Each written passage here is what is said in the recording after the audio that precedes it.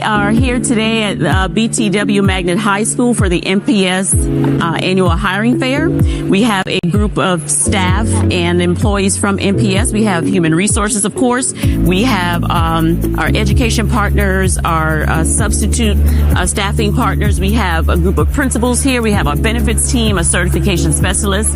We have our amazing security team here ready to recruit. We have logistics, child nutrition services, transportation, our school nurses, special education, and our counseling staff.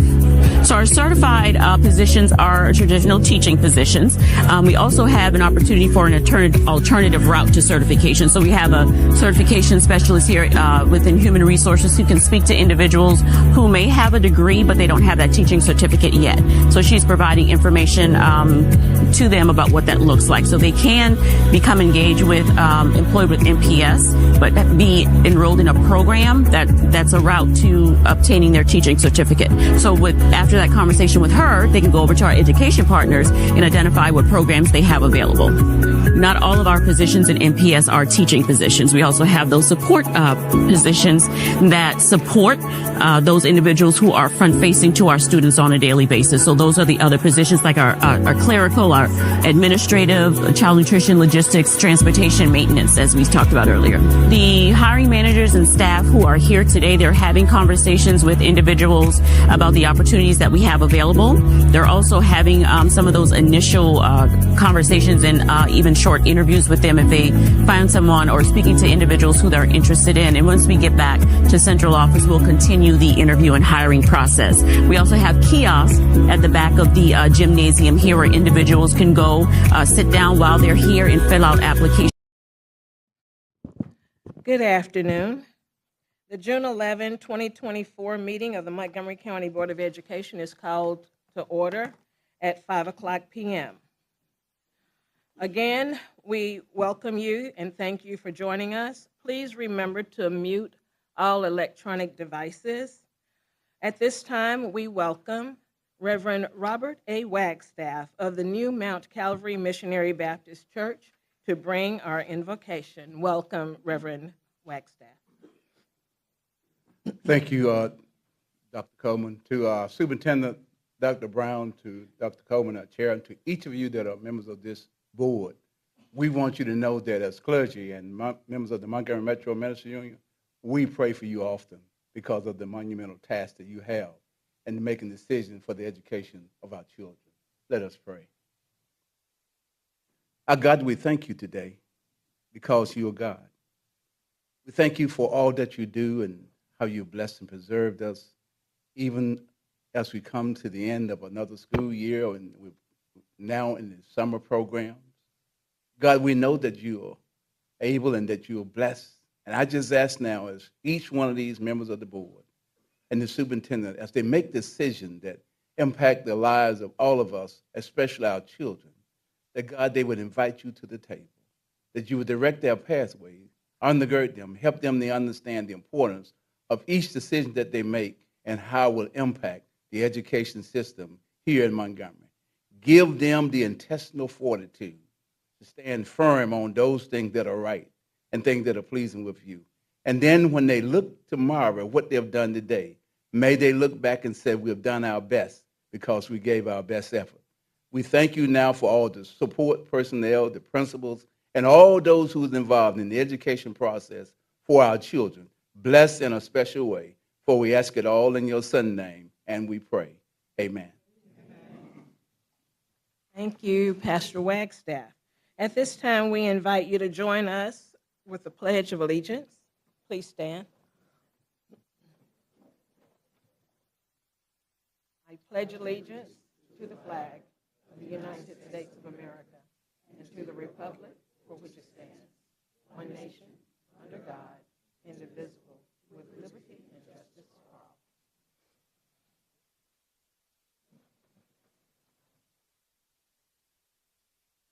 A majority of voting members present will constitute a quorum for a meeting of the Montgomery County Board of Education.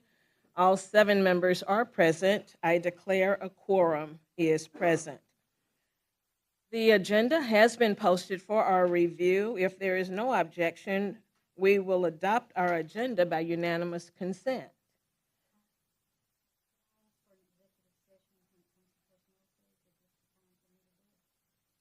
To add the executive session? Yes, that'll be fine. Thank you. Okay, at that point, if we add a piece with the revised agenda, if there's no objection, we will approve by unanimous consent. Is there objection? Is there objection? A revised agenda has been approved. Thank you.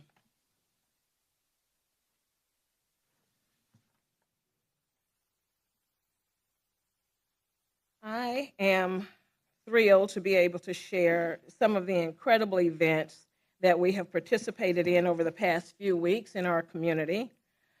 You have shown us remarkable engagement and enthusiasm. It has been an inspiring opportunity to participate in these activities, these events. First, I would like to extend a heartfelt thank you to our HR staff, partners, and all applicants who joined us for a fantastic day at our recruiting fair. Your efforts are crucial in helping us to start our next school year fully staffed, and your dedication was shown and is truly appreciated. For those who haven't yet had a chance, there is still time to join in our recruiting efforts since they are ongoing. Someone listening just might be key to being a part of our solutions. There may be a place for you on our dynamic team, so we encourage you to take a look at MPS.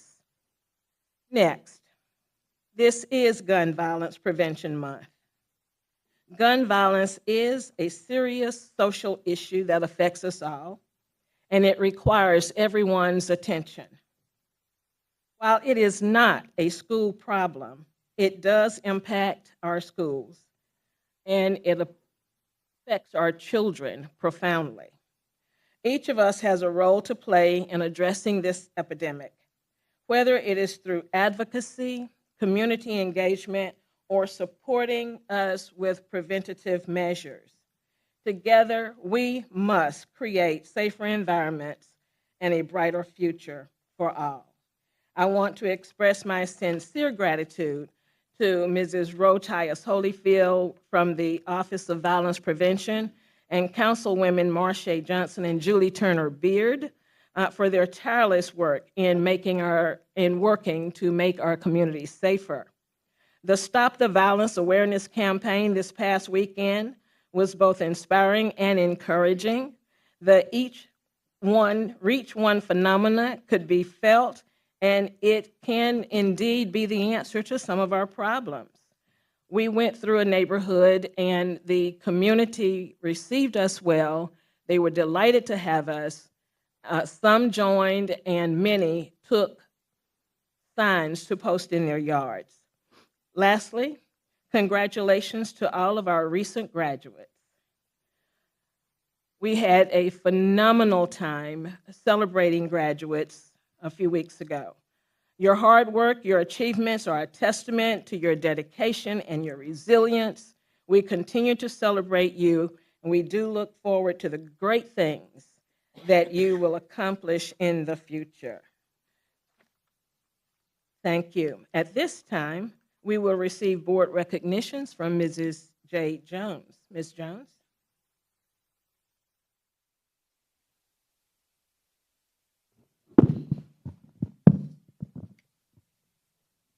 Good evening, Madam President, Dr. Brown, and board members. Tonight, we're honored to have a few of our talented athletes who have worked hard on and off the court or even field.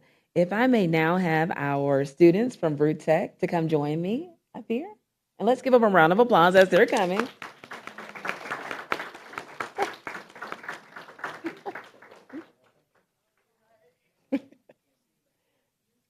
You guys can join me here. All right, Madam President, up first we have Jade Nugan, is that right? Win, I'm sorry. Okay, Jade, and you are, what grade are you going to? I'm going to 11th. She's going to the 11th grade, and she's a soccer player. And next up we have Ella. Ella, what grade? She's going to the 10th grade.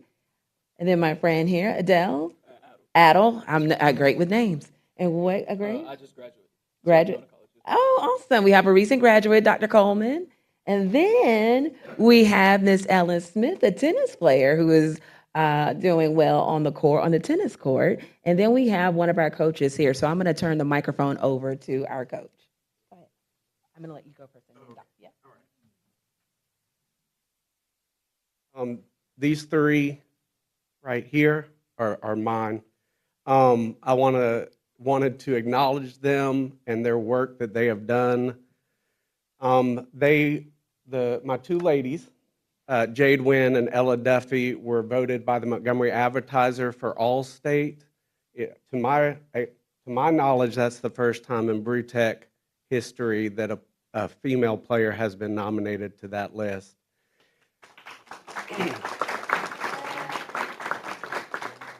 And then their coach, Maddie Holly, could not be here today, but she also wanted to share the love for them. And then Adel Salome was put on the Alabama High School Athletic Association All-State team for 5A. And again, to my knowledge, that is the first time in Brewtech history that has occurred as well. Both of these sets, they were the only public school students to be put on either one of those lists. So that's an accomplishment as well. I'm super proud of them. The two ladies, we restarted our women's team last year. So in 2 years, they've gotten to this point, and I'm really looking forward to working with them for the next couple of years. And Adel, as he said, has graduated, but I was his coach in 7th grade at his middle school, and then kind of followed him up to high school. So he's been with me for 6 years, and I'm super proud of the man that he has become too as well. So.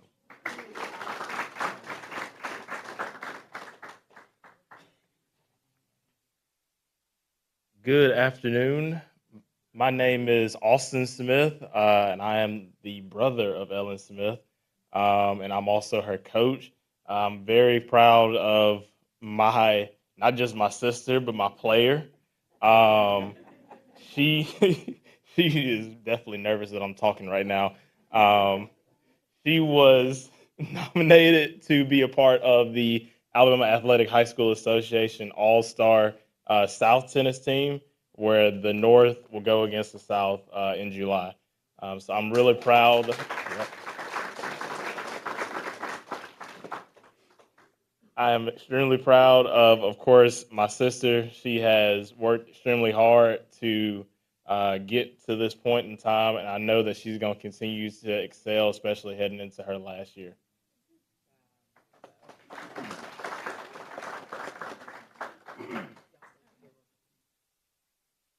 Board, Dr. Brown, central office staff, and Ms. Jones, thank you for giving us this opportunity. And I sincerely appreciate the support that you give us. I would like for you to look into the crowd and just see the students that came out to support our students. This is but a snapshot. This is just a snapshot of what we're doing at Brewtech, and these students represent us as all our students do. We're so proud of them. Reverend, I ask that you keep Brewtech on your prayer. We want a standing reservation on your prayer list constantly. My students, my staff, MPS, but we want Brewtech on there. But we are super proud. I can't thank you enough for the support that y'all have given us, Dr. Brown and central office staff. We just thank you so much. And I'm just super proud of all of them. And, you know, hopefully we'll continue to have kids up here being recognized. So thank you.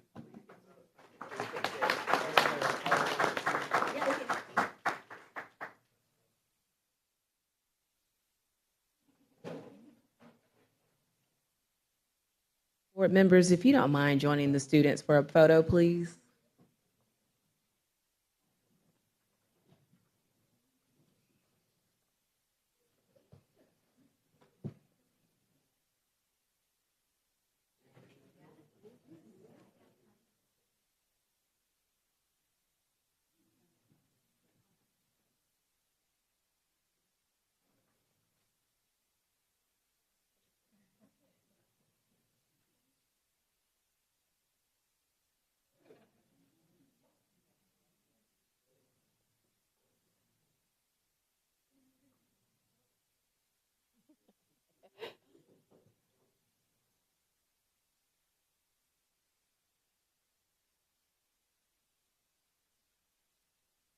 Parents, did you get your photos? Okay, good. All right. Let's give them another round of applause. Great job.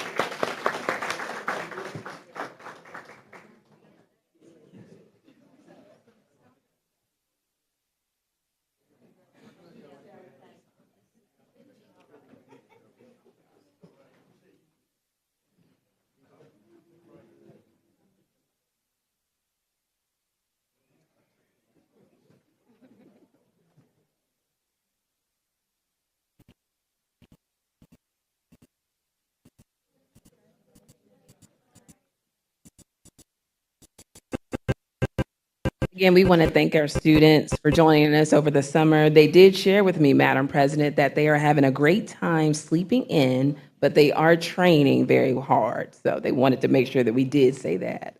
And also, Madam President, if I may share the same regard with you regarding spring commencement, I just wanted to add that we are so proud of the nearly 1,400 graduates that crossed the stage over at Alabama State University. And we would like to thank the parents, the students, principals, teachers, MPS staff, and Dr. Ross at Alabama State for a wonderful, wonderful commencement season. So we're very grateful. So let's give them a round of applause. Thank you, ma'am. Thank you. Ms. Smith. Quick comment. You know, I wouldn't be mom if I didn't correct the son, and he's the assistant tennis coach. But she's the only female from MPS that was selected for tennis for the All-Star. So I just wanted to put that plug in for her. Thank you. And again, thank you, Ms. Jones. The next item on the agenda will be our scheduled public comments. The rules and procedures for public participation in our board meetings are as follows. Requests must be made in advance in writing to the superintendent's office by 4:30 p.m. on the Tuesday preceding the meeting date. The request must have specified the nature of the business to be taken up with the board and the name of the person who will address the board to be added to the agenda. Communications must be respectful. Discussing specific student or employee matters will not be allowed. Individuals who have concerns that are inappropriate to be solved in this venue are welcome to seek a problem-solving meeting with the superintendent. Immediate feedback by the board may not be provided. However, you may be contacted for follow-up by the superintendent or his designee. Public comments may not exceed 3 minutes. The board chairman has full authority to terminate the remarks of any person whose comments contain personal attacks, exceed the time limit, or are otherwise inappropriate.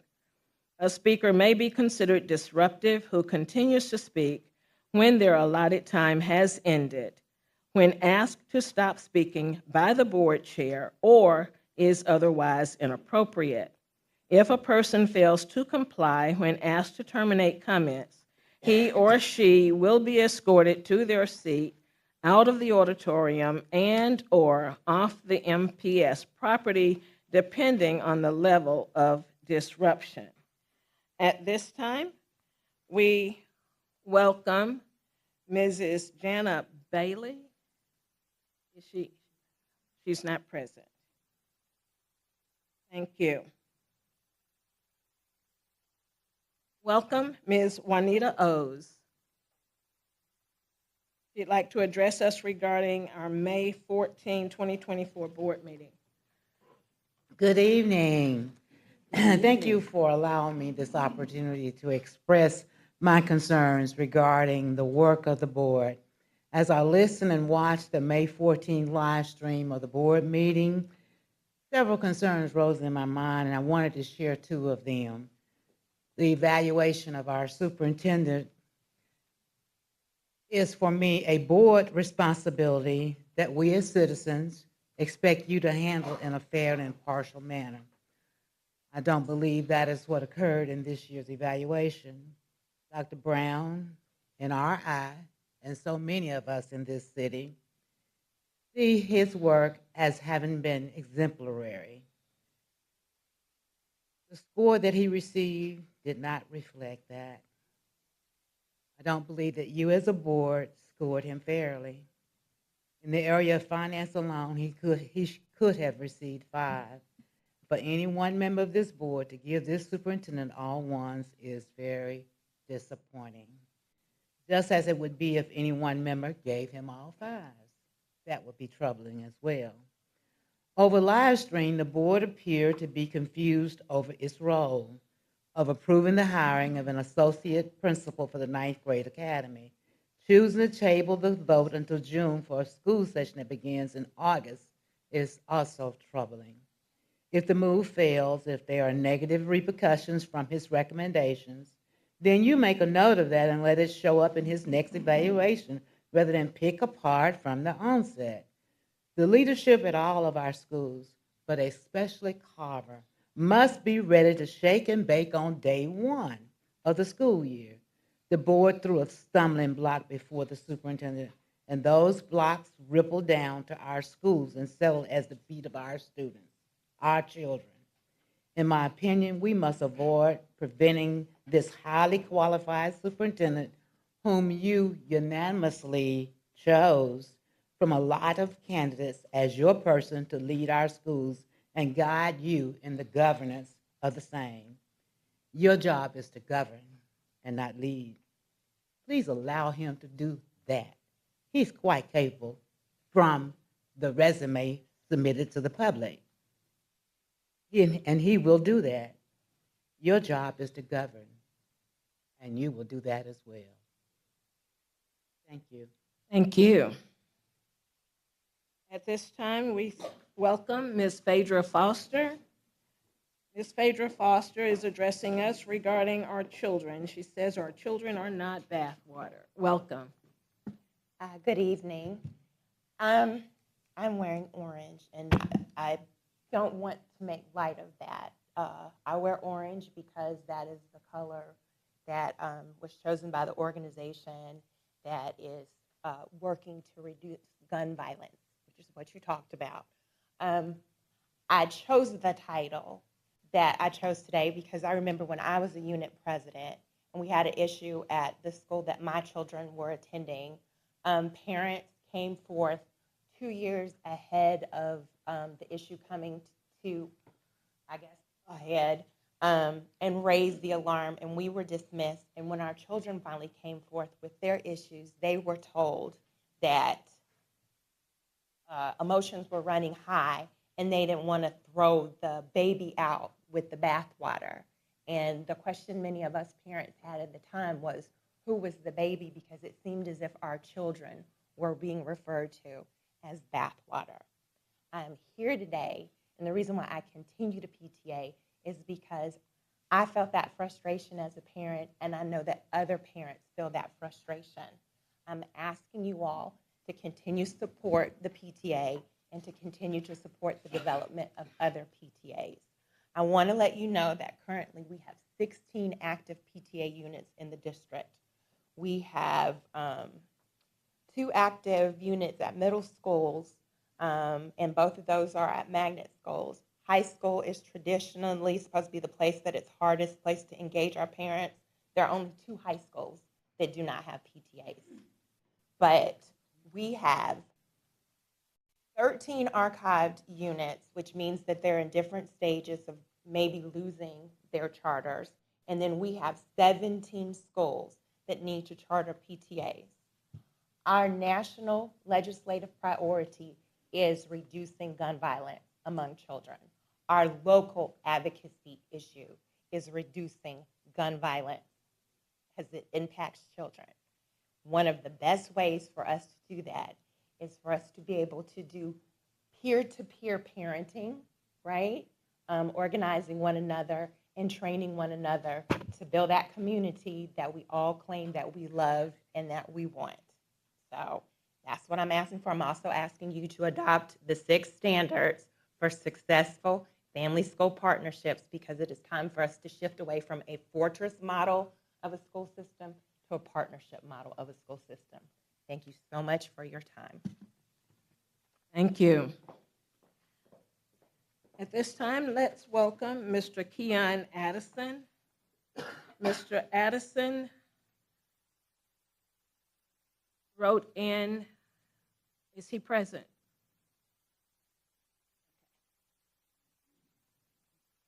All right. The next item on the agenda will be citizens' comments. No one signed up to speak.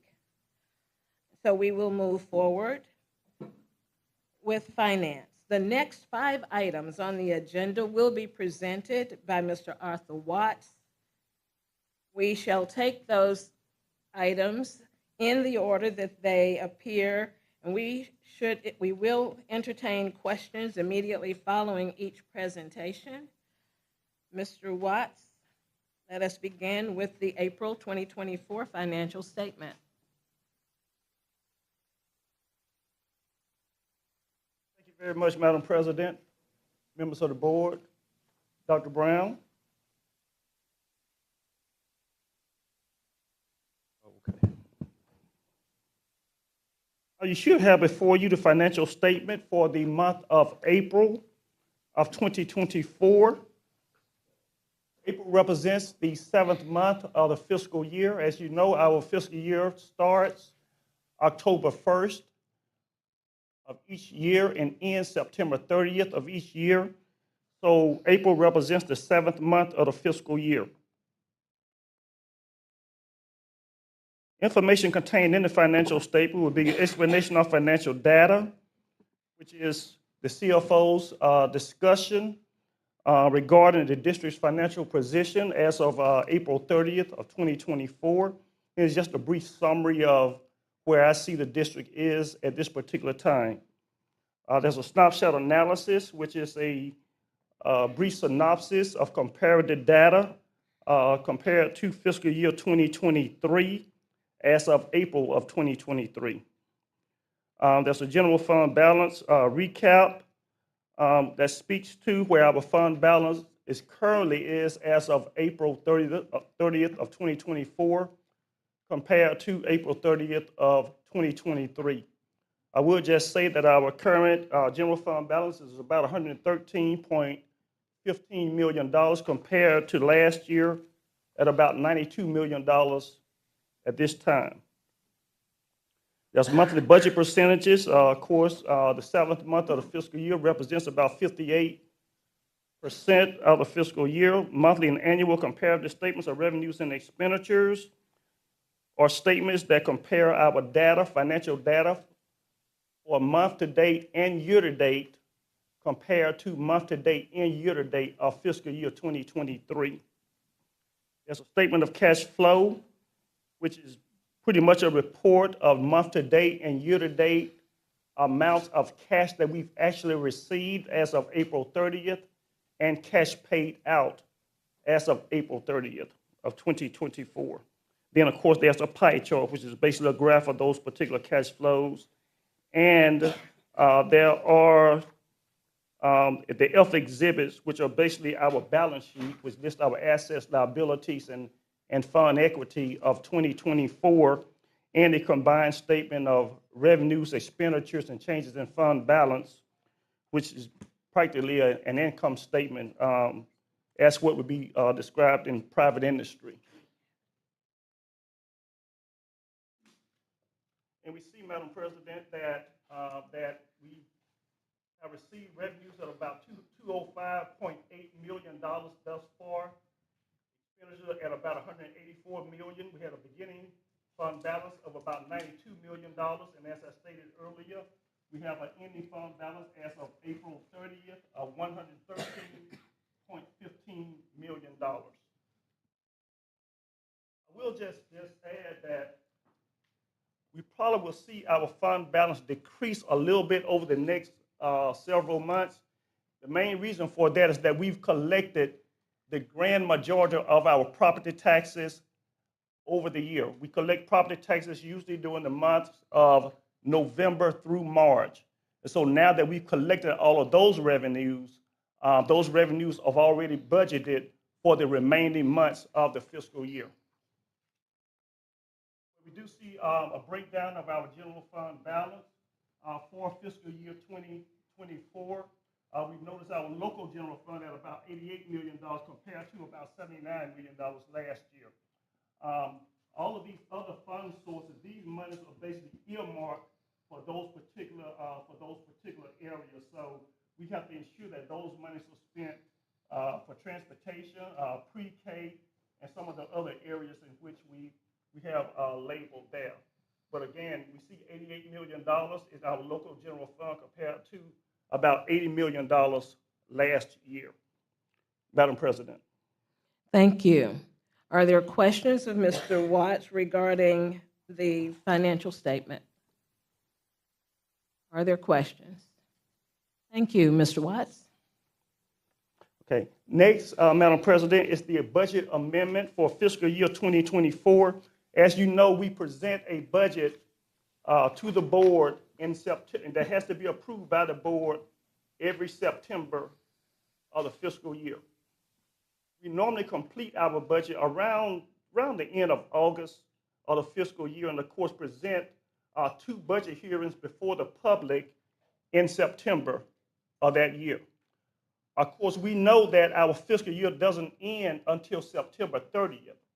Therefore, we will not have the opportunity to present exactly what our ending fund balance would be until the year has closed. And that is the reason that you have a budget amendment. There are also various state grants and federal grants that we get throughout fiscal year 2024 that we need to account for and to include in our amended budget. Also, we also talk with our various department heads, principals, and various other, other administrators throughout the district about whether they need to change any of their funding sources or any of their budgets during the fiscal year. For example, you may have a school that may have budgeted, let's say, $10,000 in professional development.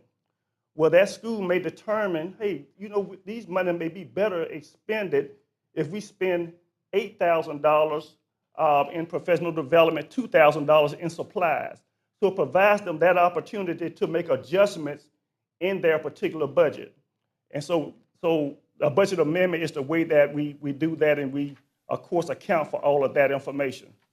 Lastly, there's something called carryover funds. These are dollars that have not been, that was allocated to us in fiscal year 2023.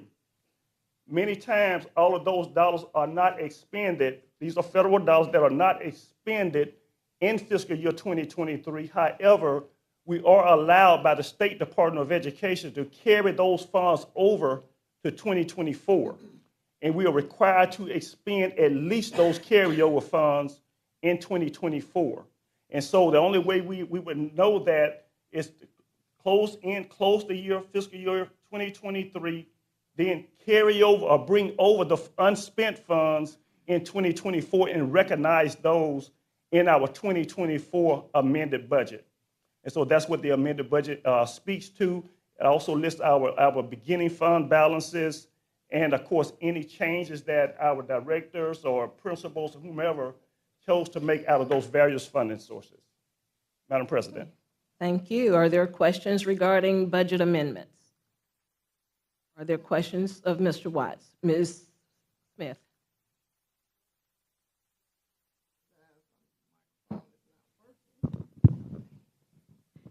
Just a quick question, and this one's going to go way back. I remember one time when we were doing carryovers, not to say that you were doing it, what my question is generally this. How many carryovers does the state allow us to have? That came up a long time ago, and when I heard it, it just kind of... Most of the federal fund sources, the state does allow us to carry over funds.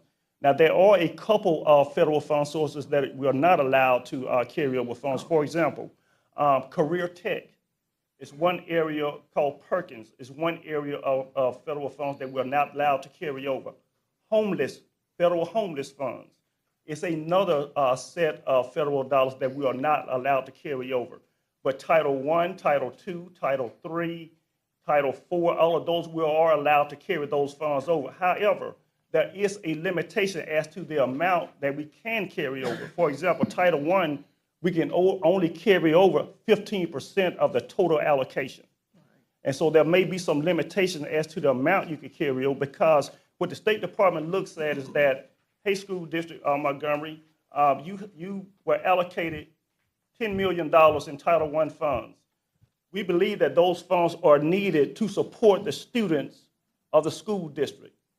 Therefore, the grand majority of those funds should be expended on those students in the current fiscal year, on those particular students, and we'll receive another allocation next year. So they say that you are not allowed to carry over more than, out of that $10 million, more than $1.5 million, which is 15% of that total Title I allocation. All right, thank you so much. Yes, ma'am. Thank you. Are there other questions? Again, Mr. Watts. Okay. The next one was. Revised work days for CNP. Oh, okay, right. Oh, that's up there, isn't it?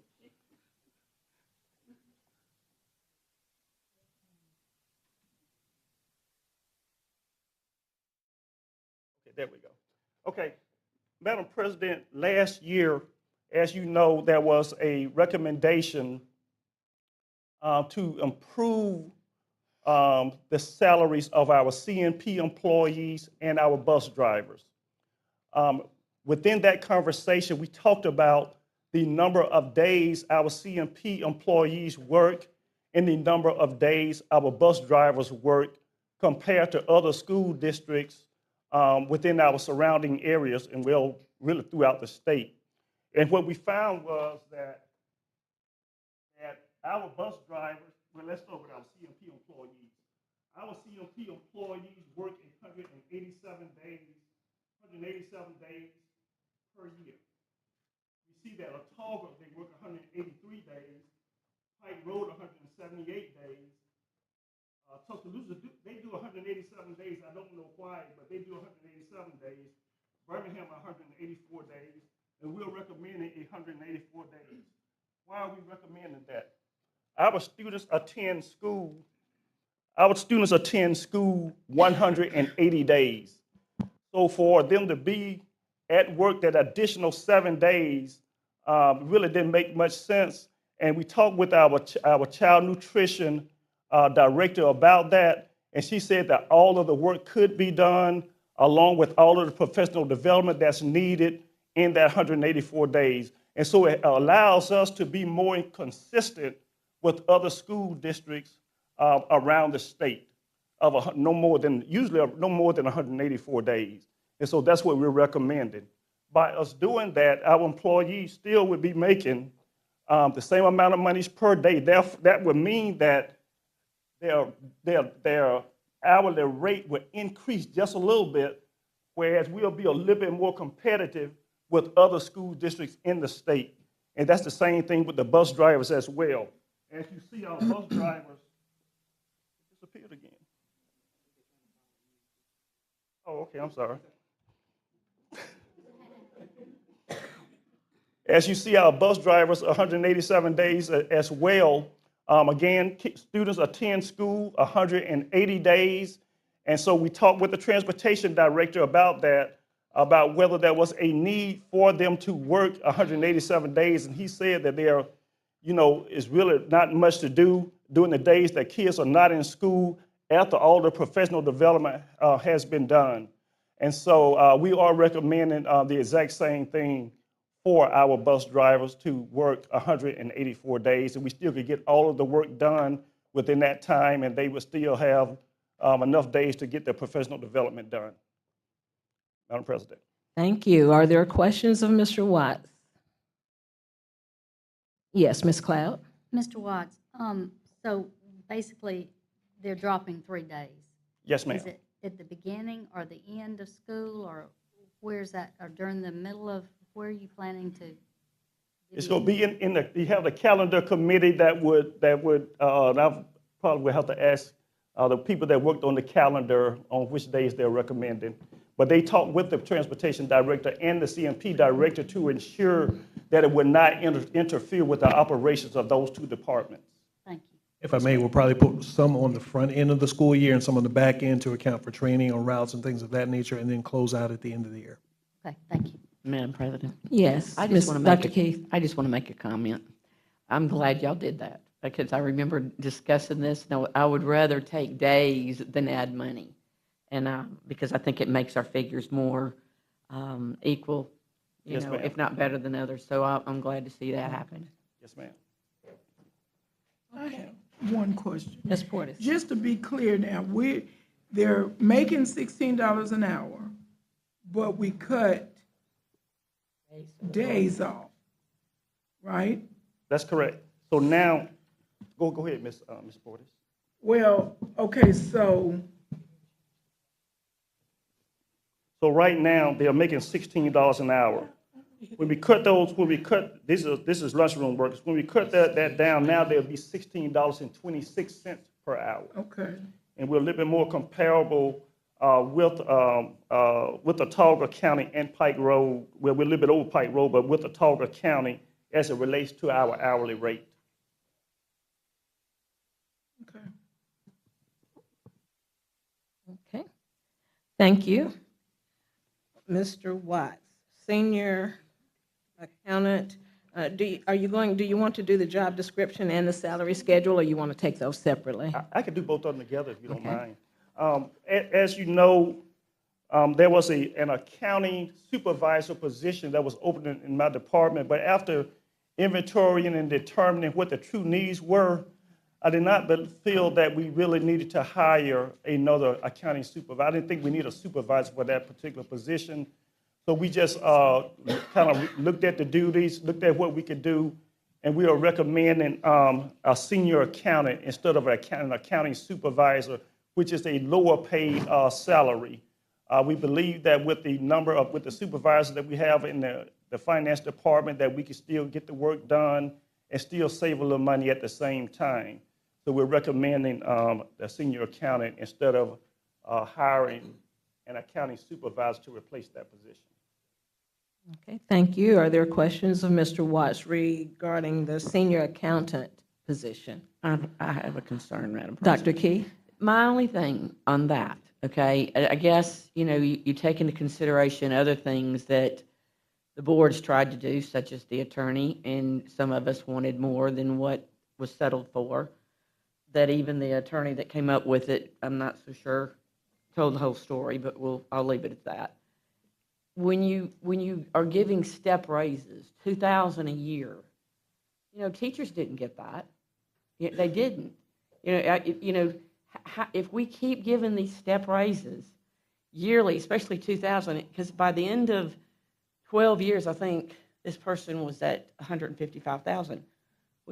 We just hired you, during my term or however long that's been, which probably not too long, but we didn't even hire you at that.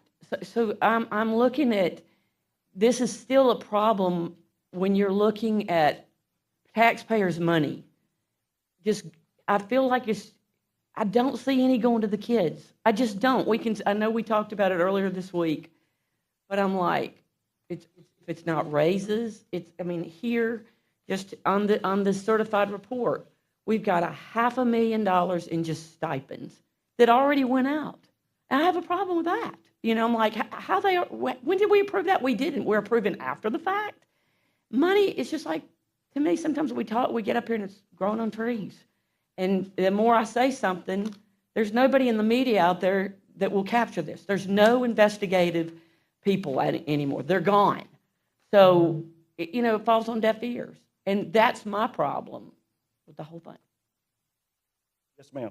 All I was, on some of the things I can't speak to, but as it relates to the senior accountant position, Dr. Keith, again, we decided that we did not need to hire an accounting supervisor to replace that position. We thought that we'll save money by hiring a senior accountant. Also, there was a staff accountant position, and we decided that we're going to try to consolidate that position also. So right now, we're not even recommending hiring. So let me apologize. Honestly, I didn't know that. Yes, And ma'am. that's honestly, now that you put it that way, I'm glad. If I didn't bark about it, I wouldn't have known that it's compensating for 2 other jobs. So Yes, ma'am. I'm gonna do a backstroke. Yes, ma'am. May I ask a question? Ms. Cloud? So the the minimum requirements is a bachelor's degree, not an MBA. No, ma'am. In fact, in most accounting, in the accounting profession, most of them are going to be a bachelor's degree with a focus or concentration in accounting of at least X number of hours in accounting. And I think we're recommending at least, is it 9 or 12 hours of 15 semester hours. 15 semester hours in accounting? And don't they have to have specific courses to be in accounting for a school system? Yes, ma'am. Okay, so it's a bachelor's degree, and that's what helps them get this position. Yes, ma'am. Okay, thank you. And not only that, this is kind of what I've always done. In the accounting profession, as far as my being CFO, I always require all of my accountants to have to take a test, and they have to pass that test. Thank you. Yes, ma'am. Thank you. Mr. Watts, we thank you. Thank you. At this time, we present our consent agenda. Dr. Brown. I would like to propose that each consent agenda item be taken separately. Let him make his recommendation, then you make the motion. I'm still trying to figure out where I step in. That's okay. You're good. Madam President, I'd like to recommend approval of the consent agenda as listed. You've heard the recommendation of the superintendent. Is there a motion? Yes, I would like to ask that each agenda item, consent agenda item, be taken separately. Is there a I'll second? that motion. It has been moved and seconded that we take all items on our consent agenda individually. Is there discussion? Hearing no discussion, we'll take the vote. All those in favor, raise your hands. I think that was 5. All those opposed, raise your hands. That was 4 then, okay? 4-3, it passes. Madam President, I recommend approval of the April 2024 financial statement. You've heard the recommendation of the superintendent. Is there a motion? Move that we accept the superintendent's recommendation. It has been moved and seconded that we accept the superintendent's recommendation. Is there a discussion? Hearing no discussion, we'll take the vote. All those in favor, raise your hands. It is unanimous. Dr. Brown. Madam President, I recommend approval of the senior accountant job description. You've heard the recommendation of the superintendent. Is there a motion? I move to accept the recommendation of the superintendent. I second. It has been moved and seconded that we accept the recommendation of the superintendent. Is there discussion? Hearing no discussion, we'll take the vote. All those in favor, raise your hands. It is unanimous. Dr. Brown. Madam President, I recommend approval of the FY 2020, the senior accountant salary schedule. You've heard the recommendation of the superintendent. Is there a motion? I move that we accept the superintendent's recommendation. And I second it. It has been moved and seconded that we accept the superintendent's recommendation. Is there discussion?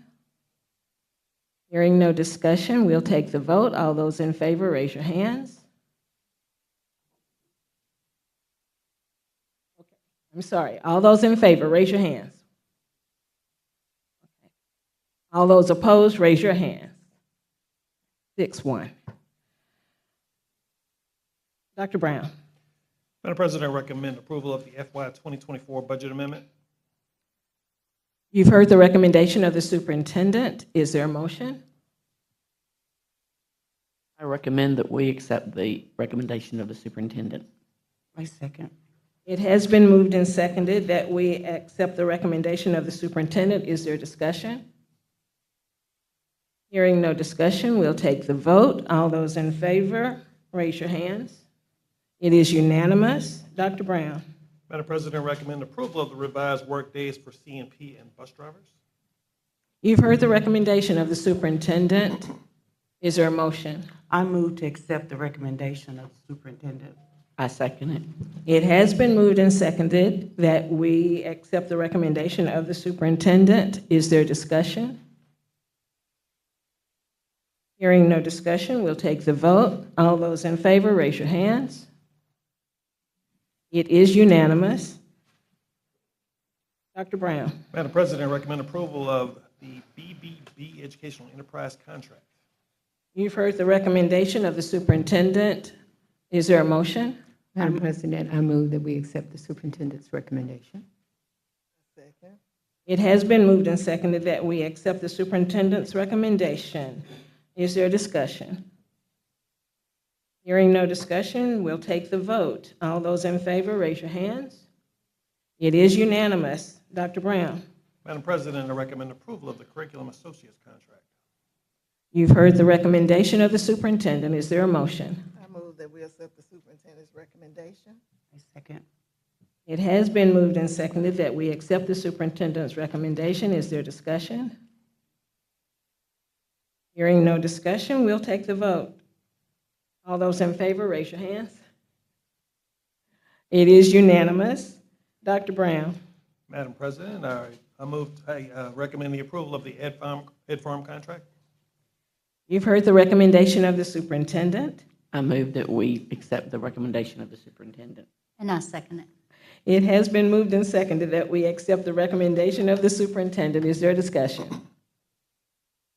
Hearing no discussion, we'll take the vote. All those in favor, raise your hands. It is unanimous. Dr. Brown. Madam President, I recommend approval of the Grammarly Incorporated contract. You've heard the recommendation of the superintendent. Is there a motion? I move to accept the recommendation of the superintendent. I second. It has been moved and seconded that we do accept the recommendation of the superintendent. Is there discussion? Yes. The Grammarly contract, help me understand again who will use it? Grammarly is utilized in all classrooms that would be doing writing. It's an AI assist for writing that will allow teachers to actually create prompts that they need in classrooms to give instruction for kids to respond to in English classes, and also to help kids actually formulate their own writing when they're responding to such prompts. What grade levels? I believe that is for all grade levels, but I'm pretty sure it's mostly going to be used at high schools. Of course, kindergartners are going to be doing that kind of writing. No, okay. But it's going to be available and also? Yes. And it will help educators also develop correct? Yes.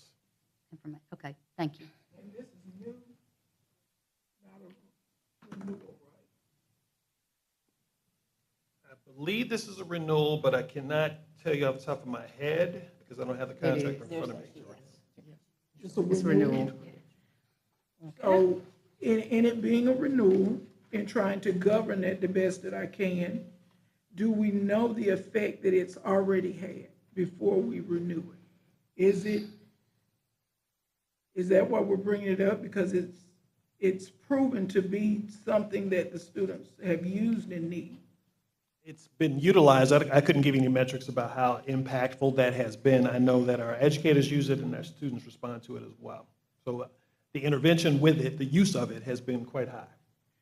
Can we keep some numbers in the future just to see what our students are doing? Sure, I know the grown-ups use it, but just to see what our students are doing and how closely are we getting our high school students to a writing standard for college? Sure.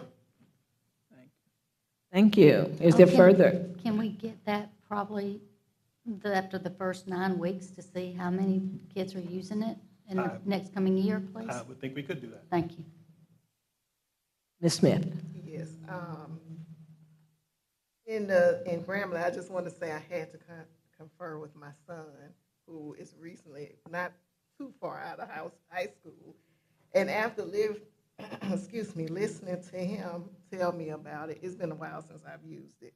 He pulled up, and I'll just recommend it's the app for Grammarly, and it literally tells you all the usages for it. So, because I was a little iffy too.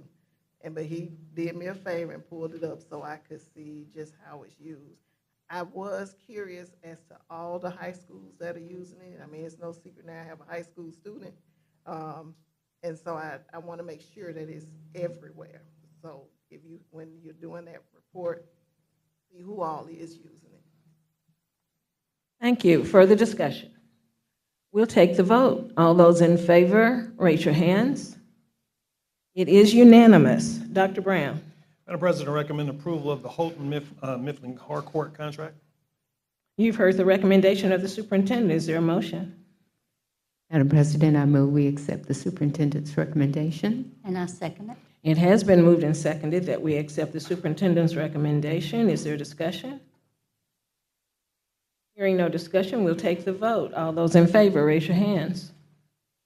It is unanimous. Dr. Brown. Madam President, I recommend approval of the Newzella contract. You've heard the recommendation of the superintendent. Is there a motion? I move to accept the recommendation of the superintendent. I second. It has been moved and seconded that we accept the recommendation of the superintendent. Is there discussion? Hearing no discussion, we'll take the vote. All those in favor, raise your hands.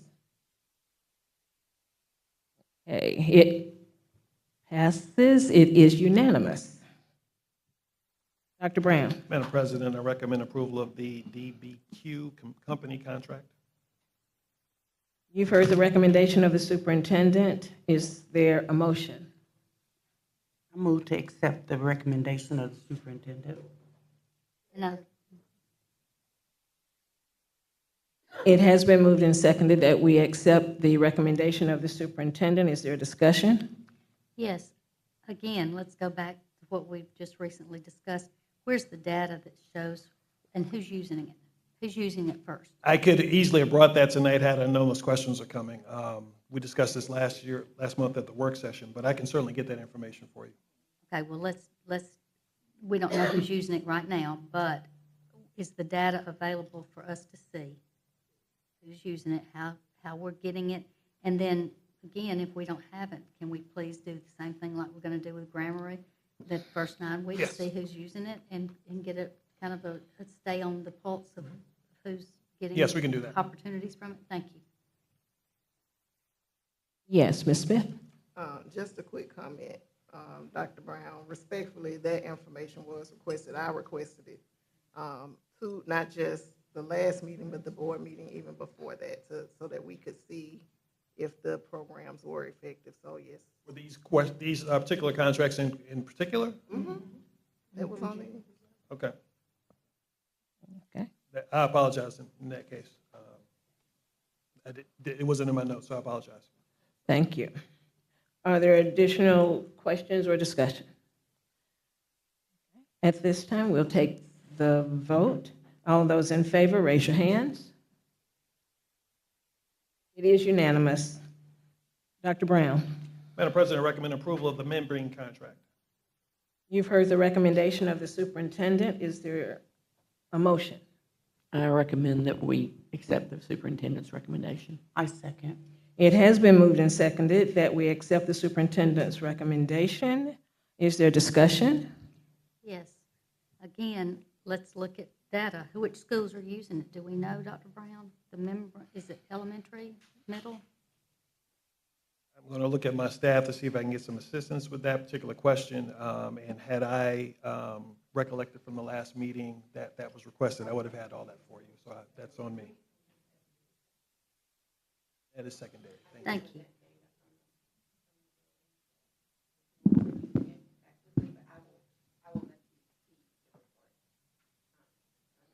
I think that would be important. Is all secondary, Ms. Wilson, including the magnet schools? Okay, thank you.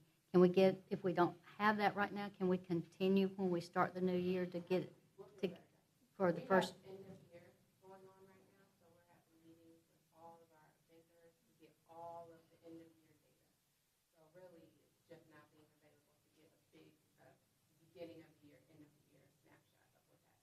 Okay, so can we, is this available like when we start school after the first 9 weeks or sometime between the first 9 weeks to see how we're using it instead of it being the end of the year where because that's an autopsy, that's not triage. You know, we got to really look and see what's going on. We can pull usage reports throughout the quarter. Thank you, because we need to do that after the first 9 weeks. Thank you. Okay, thank you. Additional questions, Just a concerns? comment, this is, and I think this is one of the reasons we pulled them apart, just to get some clarity to make sure we are being diligent in this spending and what we're buying, what you all are buying to help. But it also is a great thing to have as we bring the community in, because we can allow parents to know this is what your child have at their disposal. So these are the programs that are purchased, and yes, they can do this and this and this. So knowing these programs, I think, is important for us too, so we can further help them guide their way through their students' learning. Just for context, I want to make sure we know that our principals and teachers do a really good job of sharing that information as well.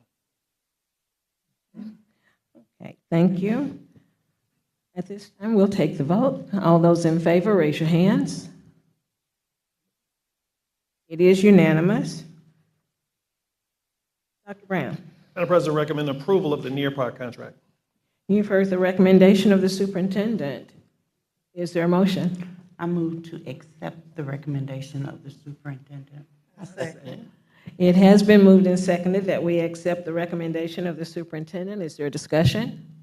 Yes, same questions. Can we start anew and see what's going on and let this be a set pattern? Just for time purposes, I'll speak to all of them. We'll do all of that with all those No, that's okay. contracts. We're going to go through them. But Nearpod is for what grades, Dr. Brown? That's for K-12. Okay, thank you. All right. Is there further discussion? Okay. All those in favor, raise your hands.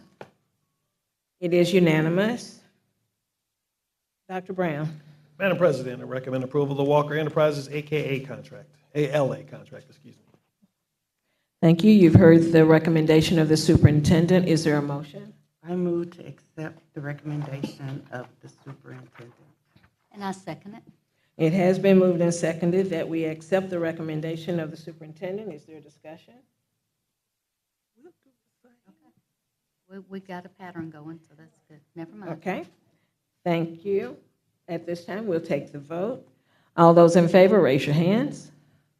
It is unanimous. Dr. Brown. Madam President, I recommend approval of the book systems contract. You've heard the recommendation of the superintendent. Is there a motion? I move to accept the recommendation of the superintendent. I second it. It has been moved and seconded that we accept the superintendent's recommendation. Is there discussion? No. Okay. We'll take the vote. All those in favor, raise your hands.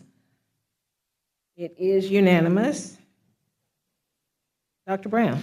Madam President, I recommend approval of the EPS learning contract. You've heard the recommendation of the superintendent. Is there a motion? Move that we accept the superintendent's recommendation. I second. It has been moved and seconded that we accept the superintendent's recommendation. Is there discussion? What grade level was this one in this grade? For ARI.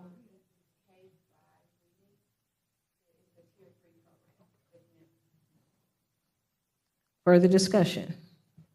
Hearing no further discussion, we'll take the vote. All those in favor, raise your hands. It is unanimous. Dr. Brown. Madam President, thank goodness I recommend for approval the final contract, the Learning.com contract. You've heard the recommendation of the superintendent. Is there a motion? I absolutely accept the recommendation of the superintendent. And I thoroughly second it. It has been moved and seconded that we accept the recommendation of the superintendent. Is there discussion? Yes. Yes. I have a comment. Okay, yes. I just wanted to say this. I know when our CSFO, Arthur Watts, was up, he had shown the, our budget and, where we were this time last year. And one of the things that I noticed was when you look at 2022, 23, where you had all these contracts that we didn't have, now we've spent $1 million more, which is fine. It shows that this new administration, Ms. Wilson, I'm going to give credit to Jamie and also our superintendent. With all these contracts, I think parents should see that we're making every effort in the world to help kids with reading, math, everything. And I appreciate the board members that are asking for the data, because that I don't think we've seen the data because we haven't had the data to have. It wasn't, these weren't programs that were bought. These are programs that, if I read or looked at the budget right, we didn't have these. And these are steps that I think the leadership is making to help our students. And I think parents should note that. I agree with you, Dr. Keith. Totally. If I could add, just for information, these are also all ESSER-funded endeavors. And if I can add one more thing, not only do the parents know, but it allows the teachers to say if it's working or not, because we're just purchasing. So until the rubber meets the road, you don't know how beneficial it is. That's why we ask for the data on the other end. There may be some things we come back and say, okay, we don't want this anymore, we don't want that. So all of it is important. When we start looking at who asks questions and they gonna dissect, that stuff is important to know. How are we gonna help people if we don't help them? And if we don't know, you have to know before you can govern. So we're governing by knowing. Thank you very much. I'm glad you said that, especially to the person that spoke up in with the comments. We are. Thank you. Any further discussion? Hearing no further discussion, we will take the vote. All those in favor, raise your hands. It is unanimous. Dr. Brown. Madam President, I recommend for approval of the April 9th, 2024 regular board minutes, the April 9th, 2024 work session minutes, the May 14th, 2024 regular board meeting minutes, the May 14th revised work session minutes, and the May 28th special call meeting minutes for approval. Wow. Okay, we're moving it along. Thank you. It has been moved and seconded that we accept the superintendent's recommendation. Is there discussion? Yes, I went through each and every one of them, and there was some that says that we didn't vote at all. I don't think we didn't vote. I don't think it said votes not taken or something. Can we look back through there? Because some of the things I voted on, I knew I voted on because I made notes, and it didn't say I registered as a vote. I don't know. We got to look back over some of those. I don't know now. If you want me to be specific, I can pull them out. We can talk about them, but we can talk about them later. Do you want to pull any minutes not to be approved tonight? No, that's okay. I just want it to be a little bit more correct. Absolutely. Thank you. Okay. And I apologize. We have had the move and second discussion. Is there further discussion on the minutes? All those in favor, raise your hands. Okay. It passes. 6-1. Dr. Brown. Madam President, I recommend for approval the bid report. You've heard the recommendation of the superintendent. Is there a motion? I move to accept the recommendation of the superintendent for the acceptance of the bid report. And I second it. It has been moved and seconded that we accept the recommendation of the superintendent. Is there a discussion? Hearing no discussion, we'll take the vote. All those in favor, raise your hands. It is unanimous. The next item on the agenda is consider for approval our personnel report, certified personnel. Dr. Brown. Madam President, I believe there was an executive session inserted here. I wanted to get the motion. Oh, okay.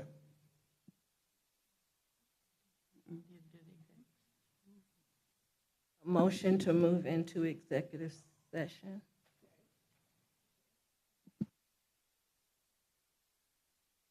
I moved for the board to enter into executive session. And I second it. It has been moved and seconded that we move into executive session. Is there discussion? Yes, the reason was for, what was the reason again? Yes, several. Certified, and then for how long we go in, the amount of time? Certified is what I want to discuss. And amount of time. Okay.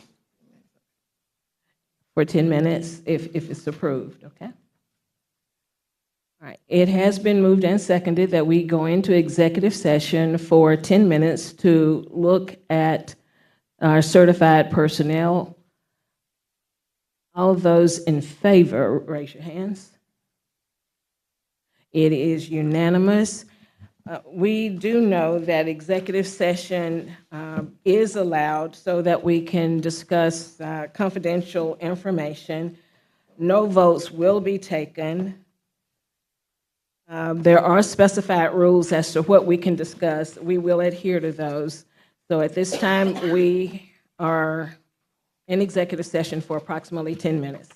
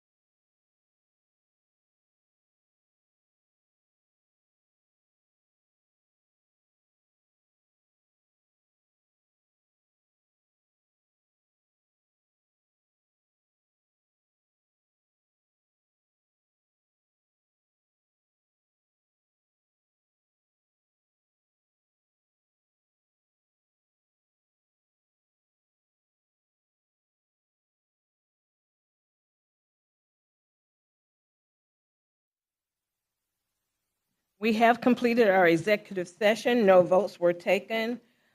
The meeting is back in session. At this time, we will consider for approval. Dr. Brown. Madam President, I recommend for approval the personnel report, certified personnel. You've heard the recommendation of the superintendent. Is there a motion? I move to accept the recommendation of the superintendent for personnel report, certified personnel. I second that motion. It has been moved and seconded that we accept the recommendation of the superintendent. Is there discussion? Hearing no discussion, we'll take the vote. All those in favor, raise your hands.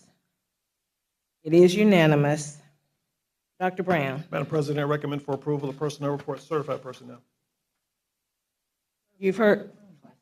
Classified, excuse me. I move that we accept the recommendation of the superintendent. I second. It has been moved and seconded that we do accept the recommendation of the superintendent. Is there a motion? I'm sorry, is there discussion? Hearing no discussion, we'll take the vote. All those in favor, raise your hands. It is unanimous. Dr. Brown. Madam President, I recommend for approval the personnel report teams. You've heard the recommendation of the superintendent. Is there a motion? I move to accept the personnel report teams. And I second it. It has been moved and seconded that we accept the superintendent's recommendation. Is there discussion? Yes. I'd like to know the fund source for the team's personnel. The funding source for teams? From the state. I wanted to make sure. I don't want it to be anything that's gonna, okay, I wanted to make sure. I have one question. Yes. And that's good for 1 year, right? Well, they pretty much kind of made it a permanent funding source thus far.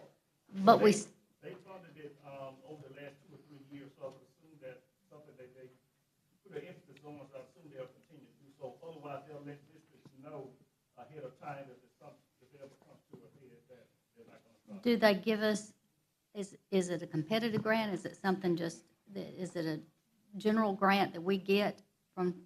It's a general grant based on those individuals' salary, and then there's additional amounts of money for a 10th month also. Thank you. Ms. Portis. That was my question. Is the salary cap set by the state for the team's contract? Yes, ma'am. Okay. Further questions? Hearing no further discussion, we'll take the vote. All those in favor, raise your hands. It is unanimous. Dr. Brown.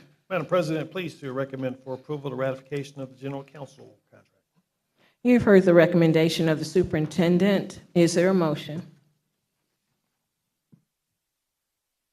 I move that we accept the superintendent's recommendation. And I second it. It has been moved and seconded that we accept the superintendent's recommendation. Is there discussion? Yes, Dr. Keith. Yes, I just have to get it out there. I don't know how you do it, but I think whoever comes up, I mean, without using names, whoever comes up with these contracts, somehow I think when they go back with what they feel is the final contract, they make comments. I wouldn't be making this comment if I hadn't heard it from the horse's mouth. The board is not going to go any further. That's bullcrap. That's bullcrap. Because you don't know that. And when you have another attorney, I just feel like it's a conflict of interest. When you have a firm that's working for us already help with the contract for the board attorney, I think it's a conflict of interest because it begs questions of trust. It begs questions of where's this coming from. When you hear that the board's not going to do this and you know that you don't feel that way and others don't feel that way, it wouldn't beg a question if it wasn't a conflict of interest. And I don't have an answer for who you would get to do that. I'm going to assume that wasn't for me because I had nothing to do with that contract. Oh, no. Oh, it isn't. Okay. It isn't We're to just you at all. making a general statement. Thank you. Other discussion? Hearing no further discussion, we'll take the vote. All those in favor, raise your hands. It is unanimous. Thank you, Lord, we gotta. Well, okay, yes, it passes, it's unanimous. There being no further yes, to be addressed at the regular board meeting, this meeting is adjourned. Okay, work session. At this time, ladies and gentlemen, the June 11, 2024 work session of the Montgomery County Board of Education is called to order. Thank you for those of you who have stayed with us. Thank you to those who are joining us. Again, please remember to ensure that your electronic devices have been muted. All 7 members are still present. I declare a quorum present. Again, the agenda was posted for review. If there is no objection, we will adopt this agenda by unanimous consent. Is there objection? Hearing no objection, the agenda has been approved. Tonight, we have several items to receive as information.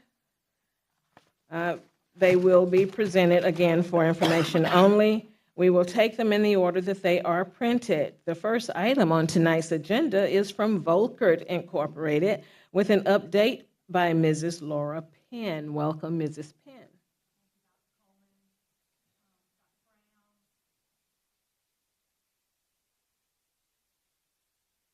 Here we go. Let's see if that's better. Thank you for allowing me to present our June CIP update tonight for everyone. So let's just dive right on into it. We've got currently 3 active construction projects: the Carver High School 9th grade academy, the athletic field house, South Lawn Middle School gym addition, the Park Crossing High School field house addition. We'll go straight into the Carver High School Academy. Currently, we are at 70% overall project complete, and this just gives you a general overview picture of that front entry and how it's tying in nicely with the existing school. Currently, our progress, we had our first overhead inspection that was on the classrooms. That was held May 28th. Which approved with flying colors, and we've actually got ceiling tile going into those areas currently. Drywall is completed and areas are clearly defined. First coat of paint for the accent walls are going in. The mechanical units are installed. We've got air conditioning on the building, and so it's starting to receive and be climatized for the finishes. Our fire alarm equipment's being installed. We've got contractor pulling wire currently for that back to the main panel. Our wall tile is installed at the restroom areas. And then we actually had LVT flooring started this week in the classrooms. Casework is scheduled to start being laid out and installed in the classroom spaces probably by the end of the month. Punch list has been generated for the exterior masonry work, and we've also got our teacher and student furniture identified in that order placed for delivery closer to when we're ready to wrap that building up and turn it over to the owner. A couple of interior pictures. Here's typical classroom of where we've got ceiling tile going in. We've got trim out going on around the fire alarm strobes in the ceiling. You can kind of see the accent paint that's being applied to that back wall in the secondary picture. Here's a view of the restrooms. CMU block partitions are installed, and then we've got that wall tile that's on the wet wall. Here's a view of actually where the academy is going to be tying into the existing building. I was there on site this afternoon, and they've got that barricade down, and so you can really see how that transition happens and and how smooth it looks going from the existing building to the ninth grade academy. And so this actual picture is showing kind of the SRO area as well as administrative wing into the academy. Fieldhouse progress. I don't know if anyone's had an opportunity to look back from driving I-65 south back towards Carver, but man, it's going to be an impressive building for the athletic department. Our exterior CMU block is complete. We've got brick going on. As you can see, the roof is progressing. HVAC ductwork is starting to be hung overhead on the inside, as well as concrete pads have been formed up and poured for the locker rooms. Secondary view, this is actually from the field, the football field looking back towards the field house. The second view on the right is kind of that corner. That is actually kind of showing the exterior walls of the weight room, and so you'll have a really nice storefront panel in which students can come work out and still be able to kind of have some great views from inside. Yes, ma'am. This is just me, but is that a metal roof? Yes, ma'am, it is. Okay. You look like And it's to tie back into your existing roof system at the building of the school. Here's an interior view. This picture was taken roughly a week ago. And when you walk into it like today, a lot of the drywall has already been hung. And so you can really see, again, those defined spaces come up and be very presentable and as far as locker room spaces in your study hall for the students. So it's a really impressive interior space. Again, here's weight room area, HVAC ductwork that's been made up and has actually begun being installed overhead. View of your varsity locker room. And then I just threw this up here just to, the big push right now is to get that academy ready. And the goal is for the start of the school year. We've checked off 2 of several items that need to happen between now and actually turning the building over to the owner. One thing being 100% building dry-in. I know we're real close to being complete with the entire roof system. I want to say we've got still a couple of gutter downspout connections that need to be made. Our overhead inspections, we've had 1 of 2 conducted. Our second overhead inspection is scheduled for the 24th of June. And that's going to be for your corridor and admin area. The units are set. We've got startup on the HVAC units, and so that building is being conditioned. That's one thing that we were able to check off. And then we've got to start and finish the actual interior finishes of the building. That's going to be your floor tile, which is going in currently, your casework, restroom fixtures, those sort of things, intercom systems, making sure everything gets tied back into the main school. And then once we have that substantial completion inspection, we'll have the FFE install and owner move in. So just to kind of say, hey, we've got the push, Bailey Harris, if any GC can do it, I certainly believe that they'll be able to do it. But again, just a lot that still has to happen between now and, I was asking Jade, it looks like August 8th is when students return. So, South Lawn Middle School project is currently at 26% complete. Gym construction progress, we've got the foundation pier installation is complete. We've got concrete mud slab that's complete at the crawl space. Structural columns around the outer perimeter of the gym are actually set. We've got the vertical structural columns that are being erected and attached to the foundation piers. We've got our structural beams that are being set and connected to those columns, and that's actually where your hollow metal core flooring system will connect. That is scheduled to actually begin either the later part of this week going into Monday of next week. These were pictures taken last week. I rode by there this morning actually, and you can really see the skeletal framework of the building really nicely.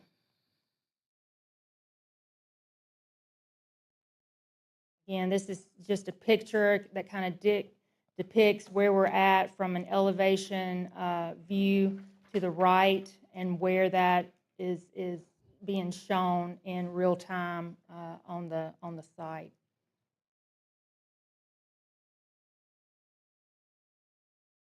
Going into Park Crossing High School, project is 57% complete. We've got CMU walls progressing, door frames are being set, electrical in-wall rough-in is ongoing, and then the contractor is scheduled, if they have not begun, the interior renovation work to the athletic training room. And we're trying to go ahead and get that work completed while students are out on break.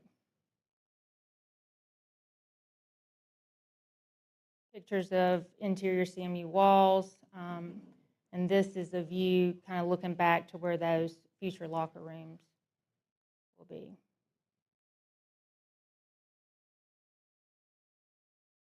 And another just rocking and rolling with CMU block. So once that gets complete and we can move on to the structural joist for the roof structure and really start buttoning it up and getting it tied in. Here's a view of the connecting corridor into the existing building.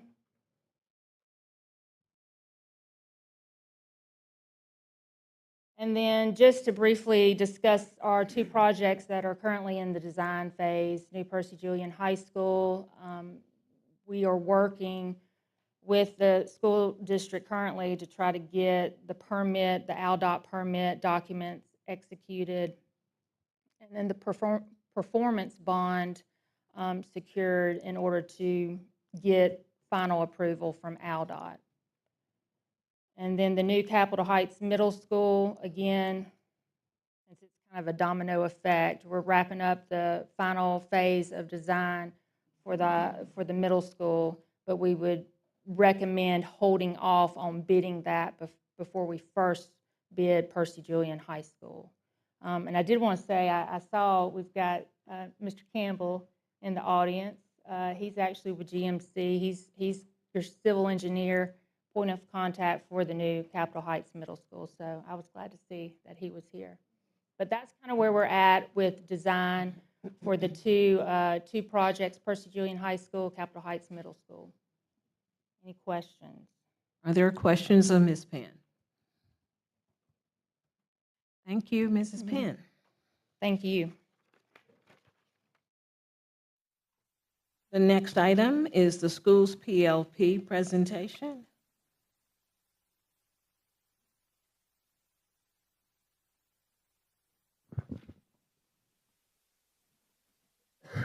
Dr. Brown, Madam President, members of the board, thank you so much for having us here tonight.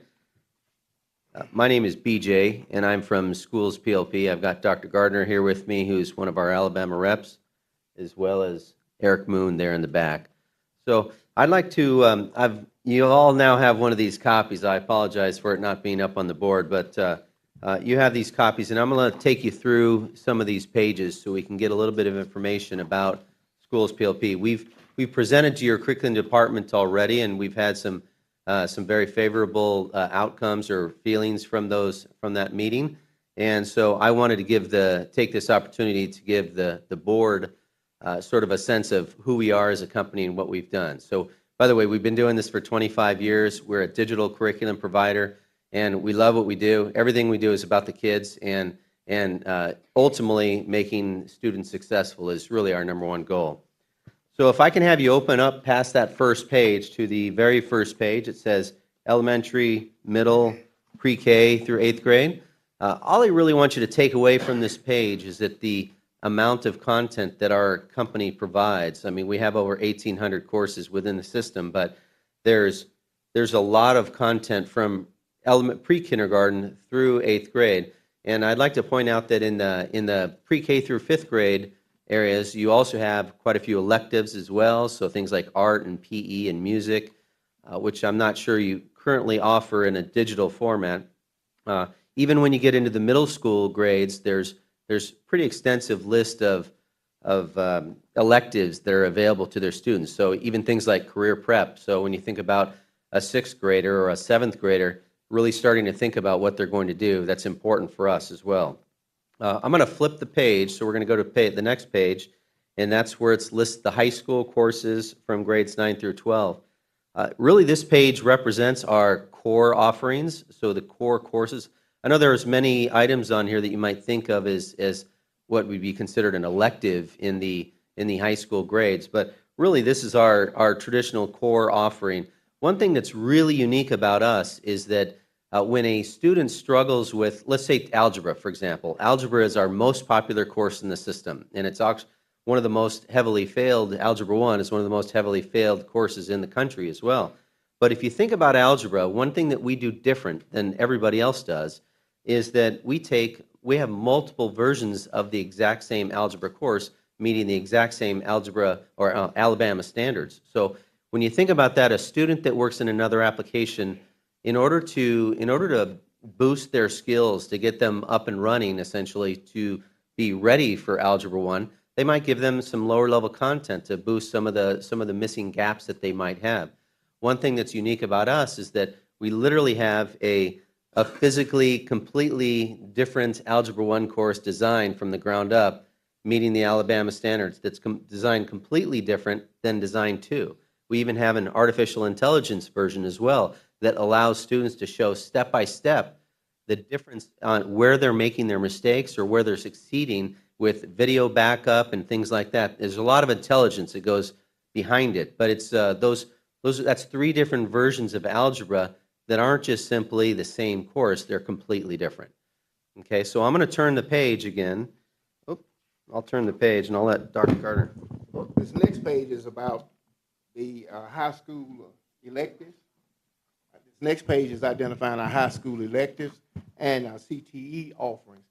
This particular piece can be very, very helpful and impactful with regards to the college and career readiness indicators, and as well as making some continuity between students' transcripts. You know, we have the urban school system, and school systems in general are now the populations are so transient.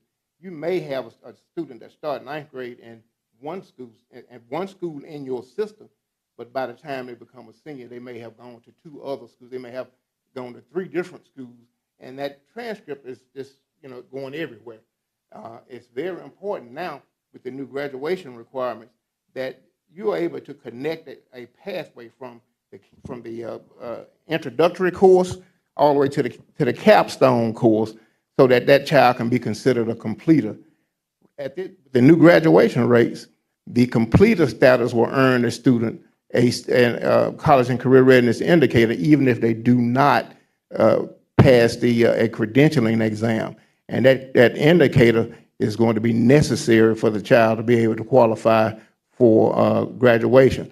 Right now, you're looking at the graduation rate and then being compared to the college and career ready indicator rate. Some schools around the state, there's about a 50% gap, some greater than that. So the way that is going to impact you is that when in 2 years from now, I think there may be your 10th graders coming up. If they still have a gap of 50%, that means it's going to impact your graduation class of that 10th grader very negatively, and you don't want that. You don't want that to occur. Also, there are requirements for the career preparedness course, online experience. If your district goes through what they call the compliance monitoring, one of the things they're looking for is the online experience. And if a child has made it all the way to 12th grade without the online experience, there's going to be a problem for that student to graduate, as well as the computer science piece of that. And we have courses in these electives that will address all of those things, including the CTE program that they are able to earn credentials in these courses that we're offering right now. This piece is very critical to accountability and student graduation. I just follow that up by saying nationally we see many students coming in with fragmented. They have a whole series of electives, but they're all of a sudden a senior and they haven't met any kind of career track that they're on, and ultimately that means that you have to make that up unless you want it to have an impact to your graduation rate. So it's not just an Alabama thing; it's in other states as well. I'm going to have you turn the page to the next page, if you don't mind. That's this big, colorful page. And I just really want to point out a few things on this page. These books are for you to have. But if you start in the upper right, really what I want to point out is that there's an ample amount of diversity within the curriculum. It's a very intentional amount of diversity within the curriculum, within the videos, within the images. We use a lot of personnel in order to make that successful and making sure that we're continuing to go down that path. I'd also like to point out in the middle, there's a couple highlighted things. When I think of a module includes 4 components. So there's a lesson, there will be a guided notes, there will be an assignment, and there will be a summary reflection. And those are really important components of the module itself. There's 90 modules within a years-long course, and within any module, every 3 lessons, you're going to have a quiz. That's really just a recap, just ensure that those students really understood and retained that material. It's randomly selected questions from the first 3 lessons, or in the case of quiz 2, from lessons 4, 5, 6. And so the test banks are so deep that it's highly unlikely that students would see the same questions. There's also the opportunity to give a formative or summative assessment at the beginning of each unit. That means that if a student has already shown that they understood the material via a formative assessment, it can opt them out of some of those modules to make them go through that course quicker. That's if you choose to do that. The fact that we are built on a learning management system gives you lots and lots of options. So what we've seen in our test schools over the summer with the brand new curriculum that we're releasing is that, because we're releasing curriculum every year, what we see is that the students that are being, schools that are being real successful might choose 1, 2, 5 assignments that they assign to their students because they're lengthy. It can get to be a long course. So ultimately, that's what I wanted to tell you about on that page. Let's go ahead and skip to the next page here. This is about the lesson itself. Remember, one of those 4 components within the module. So the lesson contains what we call a hook video right at the beginning. That hook video is really just an opportunity to get the students excited about the material that we're going to give them. What's nice about all videos is that we have its closed caption on the screen. There's a transcript, and the student can have that transcript read in over 100 languages, so they could watch along and hear it in Spanish while they're watching a video. The guided notes, they can pop out. Guided notes are important for the students to be able to everybody learns a little bit differently, but guided notes are an opportunity for somebody that might want to print those notes out. They might want to answer them on the screen. All kinds of different ways that they might respond to them. It also, within the lesson itself, there's a combination of video, there's a combination of video direct instruction, and there's a combination of text in every lesson. So I'm going to move to the next page. So this is the page that has more about instruction here. What I really want to point out here is the refresher. The refresher is a key component of our lesson. And the reason that we use the refresher is it's our part of, we think of inclusion at this point, because there's all too often so many students that might struggle. Well, the refresher is actually summarizing the entire lesson at a lower lexile level. So it's a lower reading level for those students. You think about a high school student, we'll be writing the refresher at a middle school level, so it's an easier reading level. But it's just a summary of that entire lesson. Okay, let's move to the next page. This is the guided notes page, just so we're on the same page. Well, I already mentioned about the guided notes, and those are auto-graded. Students can turn them in. What I'd like to point out to you is the yellow highlighted sections in the box. We give students lots of opportunities to respond to those guided notes in different ways.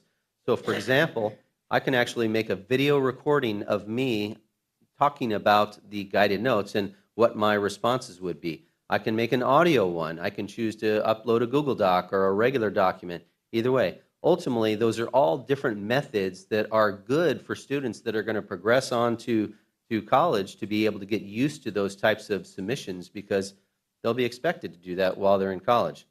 Let's move to the next page and look at assignments. Your assignments, remember there's an assignment for every lesson. That's really a higher level thinking, depth of knowledge, higher level thinking question that's presented to each of the students. Now, some schools will opt to use them all. Most schools will opt to use some of those, but those assignments, what's neat about those assignments is they can easily be flipped to a discussion group. So if you were all my students and I wanted you to have a discussion group about this particular assignment, I can click a few buttons and all of a sudden now everybody's collaborating about this exact same assignment, and it's not an individual assignment anymore, it's a group assignment. So that can be done very easily. Once again, the yellow things down below, you have lots of opportunities to upload in different ways. I'm going to skip to the next page, and now I'm on the summary reflection page. So the summary reflection page is really an opportunity to say why. Many students, when they're learning something, they're saying, why am I learning this? This doesn't mean anything for me. Well, the summary reflection does a good job in ensuring that we're presenting some real-life reasons and summarizing that for them. It's their opportunity to try and understand the why. That's why we have a summary reflection. I'm going to skip to the next page, and this is about our custom video player. The custom video player is unique in the fact that it can do things like, imagine my student is watching the hooked video, but they got lost and they went over to another tab. Well, the video will stop playing. It'll pause, and they won't be able to move on past that hooked video or any direct instruction video for that matter until they've watched the entire video. Okay, once they've watched it, they'll be able to back up and see it again and stuff like that. But the video itself has to be watched in its entirety for them to ultimately, for the system to accept it. The reason that it's unique, also, the reason why our video player is unique also, let's say I'm a special education student and I'm on grade level in English, but lower in grade level in mathematics. And so what you might want to do is turn off the gating for the mathematics ones so they can just watch it. Maybe that's one of the requirements of the SPED assignment. But ultimately, you can change the settings for an individual student and an individual course itself just by simply clicking a button. So it's real easy for a teacher to make an adjustment. Lots of things inside of the video player that make it exceptional, but I'm going to skip to the next page. Go ahead. This next page is about showing you results. You have results for JAG High School in Montgomery. The results of their work from this school year. You have the average score, and you have the courses completed rate by the students at JAG High School, and in comparison with those from a school in Birmingham and St. Louis Public Schools. The odd thing about St. Louis is that these percentages are based on are dealing with students who have completed at least 50% of the coursework. So, and 85%, 84% of the students have completed at least a 50% rate on their coursework. Let me just clarify that St. Louis thing. There's super small print there, but that means that basically we're taking all the data for the entire school district, which, by the way, there's thousands and thousands of students taking schools PLP there. But we only took the students that were 50% or more when we pulled this data completion. But they still had a success rate that's pretty good. You guys had a better success rate at JAG High School, so you should applaud yourself on that.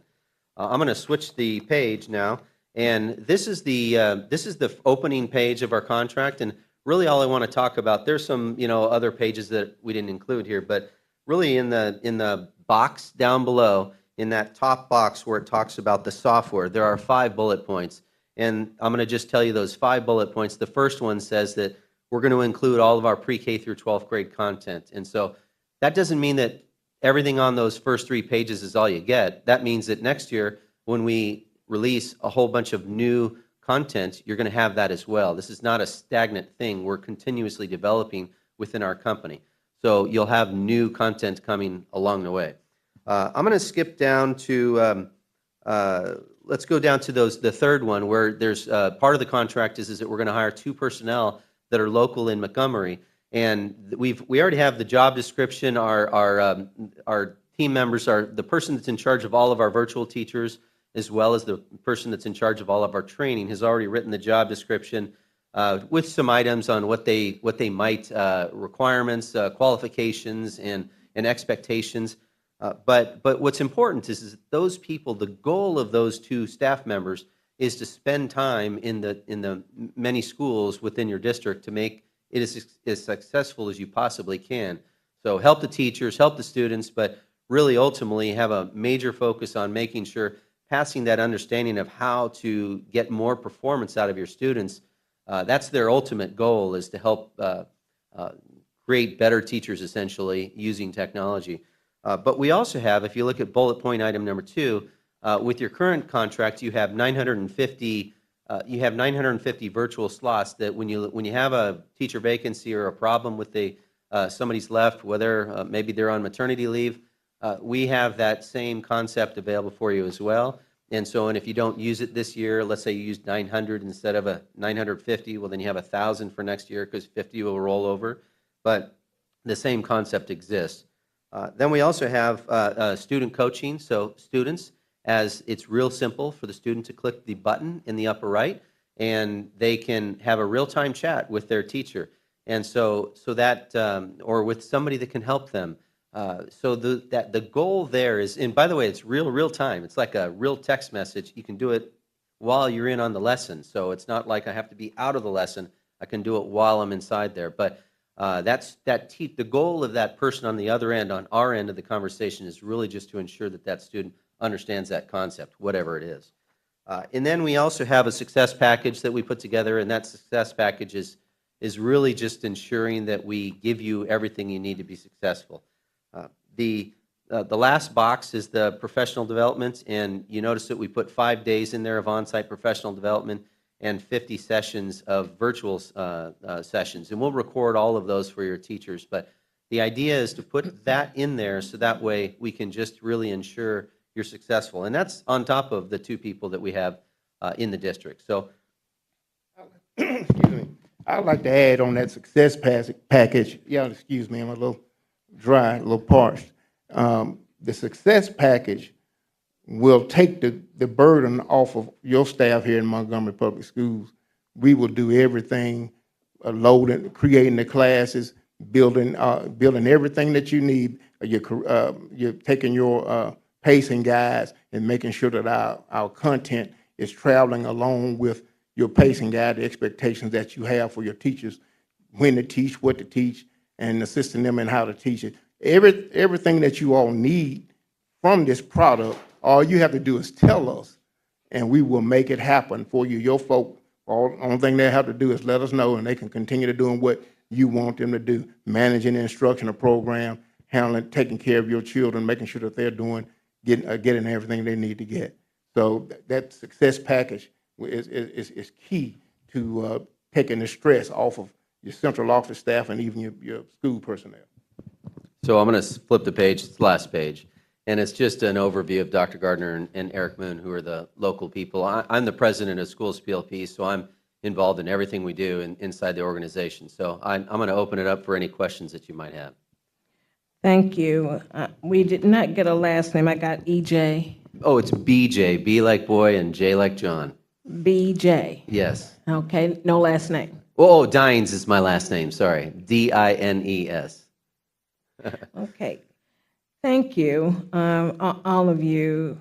Is it Mr. Dines, Dr. Gardner, and Mr. Moon? Correct. Okay. Are there questions regarding the PLP presentation? Yes. I have one. On the guided notes, are you saying that a math teacher, say a child's in a math session, and a teacher can do step-by-step and record it while that student's in the program? The guided notes are actually imagine the lesson is right here, and I'm going through the video direct instruction as well as the textual instruction. The guided notes follow that same path. So if there's a question in the guided notes that is related to the first video, it will be first in the list. Whereas if maybe there's something covered at the end of your lesson, it will be covered at the end of the guided notes. The guided notes is really just something to ensure the students are paying attention to the learning that they're receiving there. And so you can choose as a school, you can choose to make the guided notes used or not used or weighted at whatever level you want. So some schools will actually put a heavier weight on guided notes than they do the assignment, because at the end of the assignment, there's also an assessment that's auto-graded as well. So they'll have a score on that, but you could also have a score on guided notes or just choose one or the other. Okay, additional questions? Yes. I know you touched on the SPED children. Mm-hmm. What about EL? So English language learners, we have a toolbar that floats throughout the entire system. It doesn't matter what page you're on. You can have the text read to you. So you can also, we can have it read in over 100 languages as well, but you can select individual words. You can see a dictionary of that word. You can see an example of that word, like an image of what that word is. All the things that you'd expect to be available for an EL students are there. They're built in. Go ahead, Ms. Smith. Mine is on the EL as well. You're saying that it can be, especially if you're new to the country, MPS, it can be converted into their language so that they can. The text isn't converted. It reads the text from English into their language. Okay, gotcha. I want to make sure I heard that. Yes, Dr. Keith. Mine is just a comment. First of all, I want to thank you all for flying in so far to come and do this. You're welcome. I have been the one that has probably pushed this. I have 5 words. This is a no-brainer, at least for me. I'm a little concerned that our ESL person was here and left, because I would have liked to have made sure that she had heard this. So that's a little concerning as to why. But everything that you guys are offering, I think it's less money, more time, the engagement alone, and the accountability. My big question with I'm not even going to mention the other company, but we've had situations, and of course they've said it's just one time. I don't believe that at all. I find that your program encompasses, it motivates the child to want to read, no matter what skin color they are or language that they speak. I've done, I heard one, I'm going to bring it up. I've heard one negative thing from somebody that's sitting in this room right now. And it wasn't that bad, but I did want to go check it out. I did call the state. And I was really impressed with the fact that you've had reporters speak poorly. One reporter in perspective, but the state still chose y'all over that other company, tells me how good of a program you have. Not only does it show me that, but seeing the proof in the pudding with our school JAG, the numbers that you gave us. We have a 30%, finish rate on the other thing. You can look at what you guys have. It's so much more. To look at Huffman and Birmingham and to see that now three other schools in Birmingham alone see the worth of this program is amazing. So, I know this, you've sold me. You may not have sold, board members, but you've sold me. I see your passion. I love your passion. I'm impressed with it. So thank you. I just want to give you, thank you, by the way. I just want to say, we've touched a lot of your students already in JAG, and we'd love to touch more of them. There's been a higher graduation rate for them this year because of those students that we touched, and that really makes me feel good. But I would also like to say, just on the note of data, we're super transparent. So, I know that you guys were mentioning data earlier in the questioning about the different data. You could even have an observer account to where you could actually see some of the data, but we could have the staff members provide you quarterly reports or monthly reports, whatever it is, just showing you the amount of usage that you're having, because there will be an immense amount of usage if it's adopted district-wide. And Mr. Vijay, let me say this, the one thing I didn't say, I just feel it's more rigorous. For me, as an educator that has pushed myself, and I know a lot of people up here that have pushed themselves, I feel like students that choose online have earned an education versus some that have not. And I just feel like there's just more accountability all the way around, so thank you. You're welcome. And it gives you, it looks like, when I'm seeing it, true credit recovery, true grade recovery, immediately grade recovery. That helps us all to get that child back into where they need to be instead of waiting until it's almost too late. Absolutely, and the grade recovery at many levels too, as well. Thank you. Are there other questions? Thank you again, gentlemen. Thank you. Appreciate your time. At this time, we have a quote from Progress Learning, Drs. LaShondra Harris and Shanice Williams. Welcome.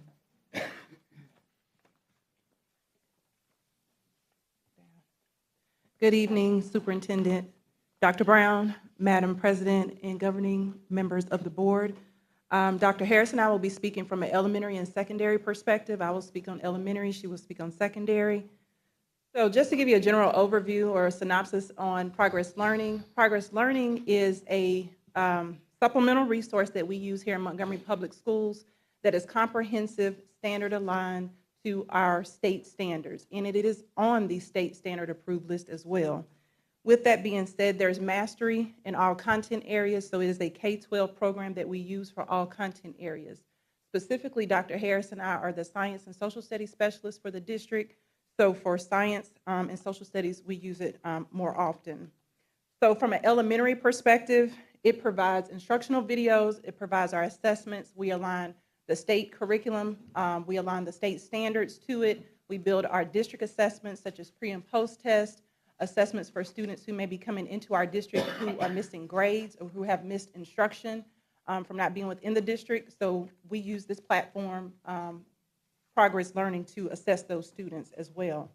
Specifically elementary, it provides instructional resources for the teachers that provide videos, bell ringers, instruction, a digital resource tool as well. For science, specifically in 4th grade, we test on the science ACAP. That's the accountability grade level, rather. And so just from the beginning of the school year last year, 2023, when our 4th grade students took a comprehensive exam for Progress Learning, they began that exam with no instruction prior, starting at 46%. By the end of the year, the comprehensive exam for 4th grade, the students have reached 53%. So our students are growing, as well as our ACAP scores in science for 4th grade as well. The reports that it provides also has progress monitoring for beginning, middle, and end of the year. It has an adaptive program for intervention in grades 2 through 8 as well for students. It adjusts to them. The students receive instruction that way as well through intervention for Tier 3 students. And it also gives usage reports by subject for teacher usage as well as student usage. Our student data usage for this year, district-wide overall, was 33%. However, for science, 4th grade, it was the highest because that's where my focus has been, since that is our accountability area for 4th grade science. Also, in reading and math, the grade level usage was highest in reading for grades 2nd and 3rd grade, which are accountability grades for literacy, of course. And then for math, the highest usage in the subject was, in grades was grades 2 through 5. And those are also our testing accountability grades for ACAP. So our usage is 33% overall for the district. However, for reading and math, they are required to use iReady for a universal screener, and they have required minutes that they have to use each week, the iReady program each week. So in conjunction with using Progress Learning for science, those same elementary students are using iReady as well for a particular allotted amount of time during the week. Dr. Harris is going to speak to you about the secondary portion and how it is used for Progress Learning. Good evening. For secondary, we also have the same resource that elementary also have, but we also, within secondary, we use progress learning for our benchmark assessments. So we give end of the quarter benchmark assessments at the end of quarter 1 and quarter 2. We primarily skip quarter 3 and quarter 4 because of the testing that comes in March as well as in the end of May with final exams. The benchmark testing, when the teachers, we create the district benchmark assessments. The data for the teachers is instant. So once they give the assessment, they're able to go in and look at the data. They can drill down to what standards their kids are not mastering as well as the domains within each subject. We use it in all 4 subject areas, science, social studies, ELA, and math for our benchmark assessments. We also use it for our summer school. We use it to give our post-test. For summer school, secondary, we create a pacing guide based on essential standards that we feel like need to be covered in summer school, and then we create those post-tests, and then we look at that data at the end of summer school to kind of gauge where our students are as they're getting ready to go back into the classrooms in August. Teachers are also able to use progress learning to create standards-based, just quick assessments, like 4 or 5 questions at the end of each standard. They can create 4 or 5 questions, give it to the students, and the data is right there for them to look at. And they can figure out, did the students master it, and what the next steps they do need to take. There also are additional instructional resources that are available per each standard within progress learning for secondary. As well as with elementary, the teachers can assign assignments, assessments. They also have a study plan. So there's a particular standard that students are struggling with. The teachers can go in and assign a study plan for those students. The data shows right now that those studies plans are primarily used in 6th, 7th, and 8th grade. High school is not using it a lot, but it is available to them. And with the assignments that the teachers can create, it's also video lessons, also with a quiz at the end, and that data is readily available as soon as the teachers and the students complete those assignments. We do look at that data, especially at the end of each quarter, to better, when we create our scope and sequence for the school year, to better kind of say which standards we need to focus on. And the history standards, they are huge. We are in adoption year, but it kind of gives me a better view, say, hey, well, I know standard 4 had 5 substandards. Let's focus on the substandard 1. And so that's what we'll go into for the following year. And also I tell them, hey, let's go back and remediate some. So that's how we're using progress learning in secondary. Thank you. Yes, Ms. Brown. Would this be revised since Lanier is no longer a part of this contract and Dunbar Raymer as well? Yes. That's what I was going to ask. How does this help with EL and SPED children? The teachers can go in and tailor specific assignments for those particular students. So it's up to the teacher to... Yes, ma'am. We create the district assessments, but teachers have full access to go in and create any assignments or assessments based on the needs of their students based on the data. Yes, I Ms. have Portis. So our first year emergency cert teachers are finding this program easy to use? Yes, ma'am. We do provide training at the beginning of each school year. They do come in and provide training. Most of the time it's virtual, but then even with that, we'll still go back in and walk them through it because we do understand that it is a lot at the beginning of school year. When your first year, you're coming out college, so we do walk them through it. Thank you both, Dr. Harris, Dr. Williams. The next item on the agenda will be the behavioral threat assessment policy presented by Dr. Kathleen Williamson. Good evening. Welcome. Board Chair, board members, Dr. Brown. I am bringing to you this evening the proposed policy for our threat assessment procedure that we will utilize within the district. In October of last year, the State Department required that each LEA develop a process and has walked each LEA through looking at all of the required components of the threat assessment process and how we will govern that process within schools. So you'll see within the policy that it identifies what will be considered a threat and that all threats will be taken seriously and who the contact people are when an assessment is needed. This has been developed very tightly in tandem with security. I've worked closely with Dr. Cutts, Chief Forte, and others on his staff so that we can identify what our SOPs will be from central office down to the support in the schools. Beginning this school year, we did, through Dr. Cutts and Chief Forte's office, there was the expectation for the beginning of threat assessment procedures to be implemented in schools. School teams were trained on having those initial team members, and we are now working through how we connect from student services, the additional supports, because as you see in the policy, when an assessment is conducted, there is the requirement for us to also identify any additional resources that's needed for that child if through that assessment the threat is considered to be credible. Thank you. Are there questions of Dr. Williamson? Hearing no questions, we thank you again, Dr. Thank you. Williamson. The next report is our facilities update from Mr. Chad Anderson. Welcome, Mr. Anderson. Good evening, Dr. Brown, members of the board. If you'll look at your spreadsheet with me, we've already gone over the first few there with Volker. Skipping down to the Brubaker Intermediate HVAC renovation. That's tracking at approximately 75 to 80% and should be completed by the end of the summer for the start of the next school year.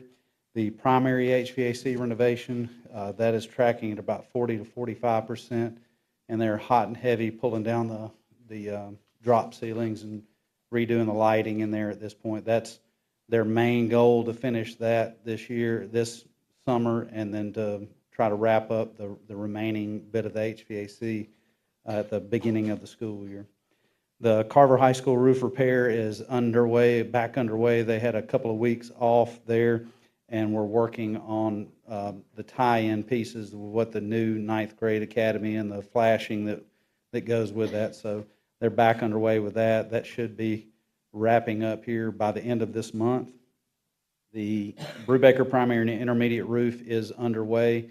They've got about 3 sections complete, and we're about tracking right at 20 to 30% there with that. And again, that is something we need finished by September the 30th due to its fund source.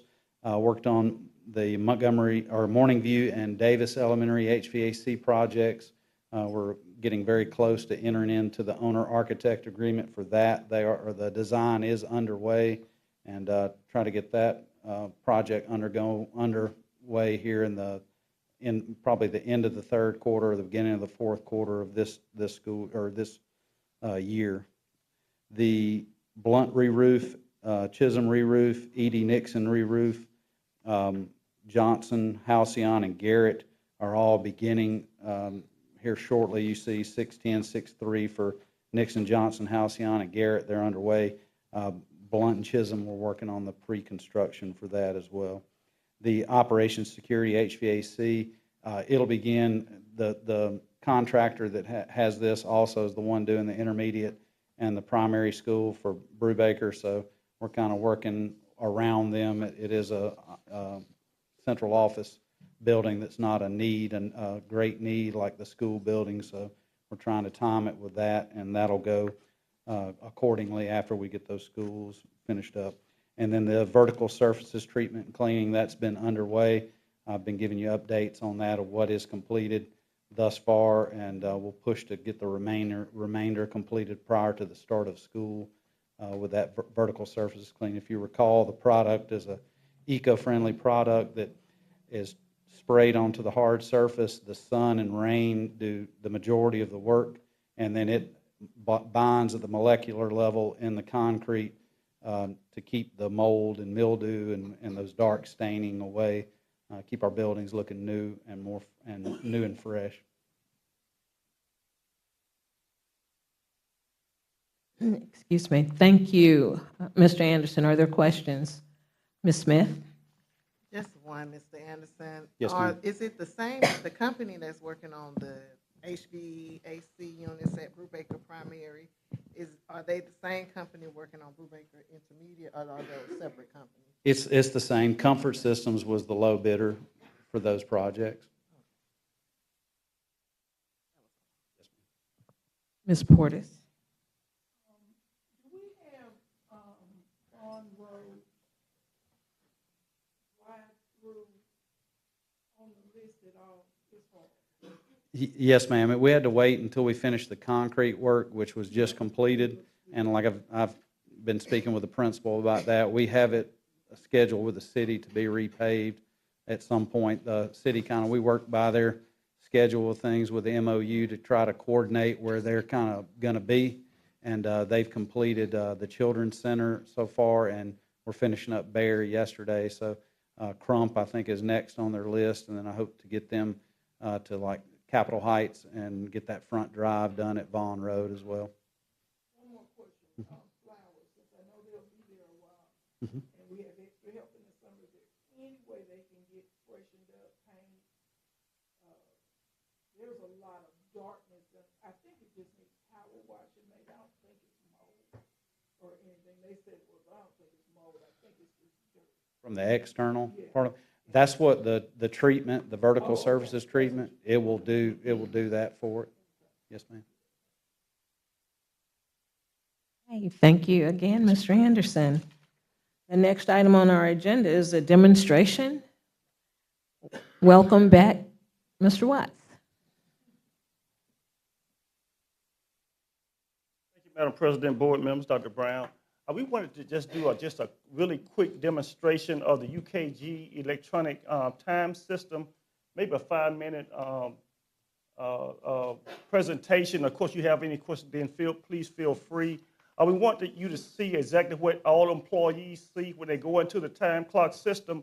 I also want to say that our time clock system does provide all employees the opportunity to either clock in based on the finger scan, or they could clock in electronically with the computer.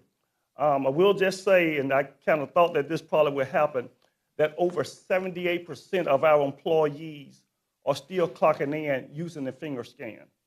So the grand majority of our employees really didn't have a problem with the finger scan, but we did hear the other employees, and so we did kind of open that up for them to have that opportunity to clock in electronically. And I'm going to ask Mr. McGowan and Ms. Daniels and Ms. Tony if they could come up and just kind of do a quick demonstration.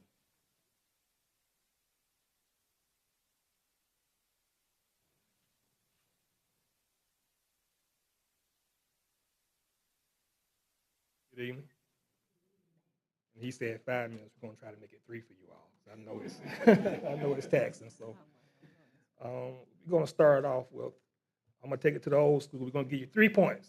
Then we're going to get on out of here. So first of all, let me say that we use something called single sign-on whenever we are logging into this system, which means that once an employee uses their MPS credentials, it's going to automatically log them into this UKG system. So I want to demonstrate that to you. So I'm going to close it out just for a second to show you how it works. So here I'm already logged in to my system. So I'm going to go into my apps. Some people call this the waffle tool. I call it the apps because that's exactly what it is. And I go down to my UKG icon. If you're about 50, you know it's a popular group called UGK, and I always get that confused. Some of you probably know about that. but I'm going to click on that. And here I am. So this is my interface. And this interface is very similar. This is the one that most employees see. Mine is has a little bit more, and so are your managers and everyone. But I want to show you one that's going to kind of look like one that each employee sees. So I'm going to put in my test teacher so we can not put up personal information.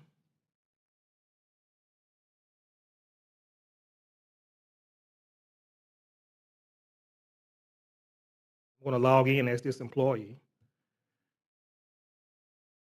So the very first thing we see are tiles.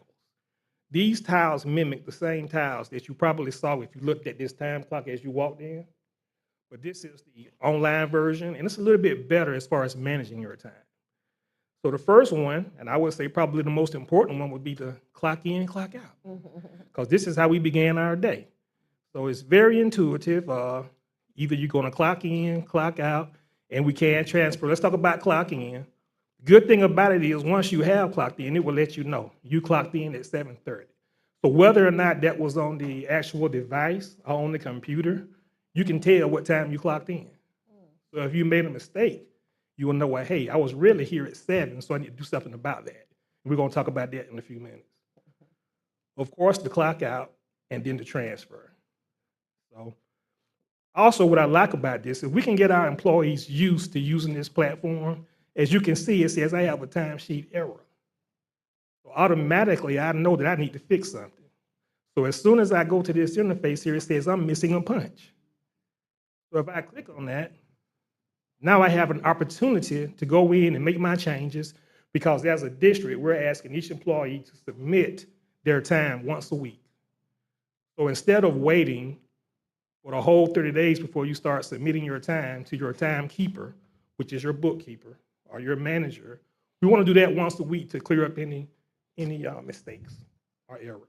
So let me ask you this. What prevents the fact that you came in here, clocked in your little waffle? Yes, sir. What prevents them from going home in their own home and putting whatever they want to? It is not possible. We have locked it down so that you can only do this on MPS premises, MPS devices. Oh. You have to be in an MPS building. Oh, okay, okay. Right. Yes, ma'am. Is this similar to ADP?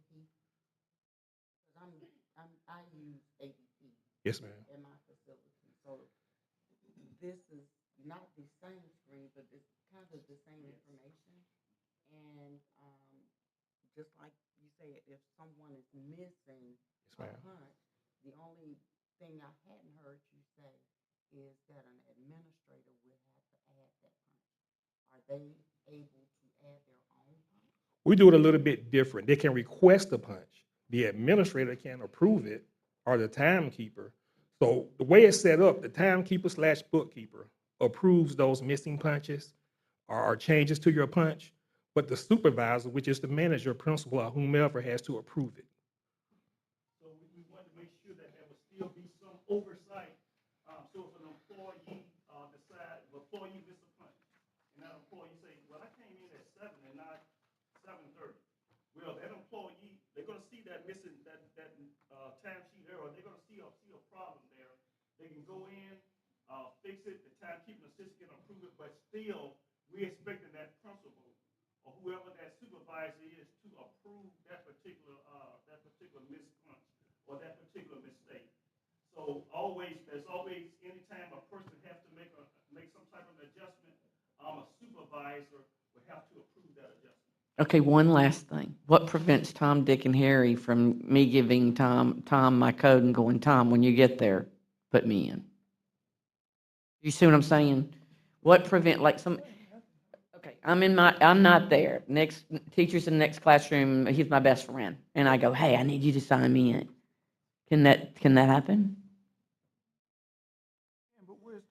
It can. No, the principal is not there. You don't know that your buddy, it's the buddy system. I mean, what prevents that? The only thing I would say is, well, first that finger scan would have prevented that. Oh.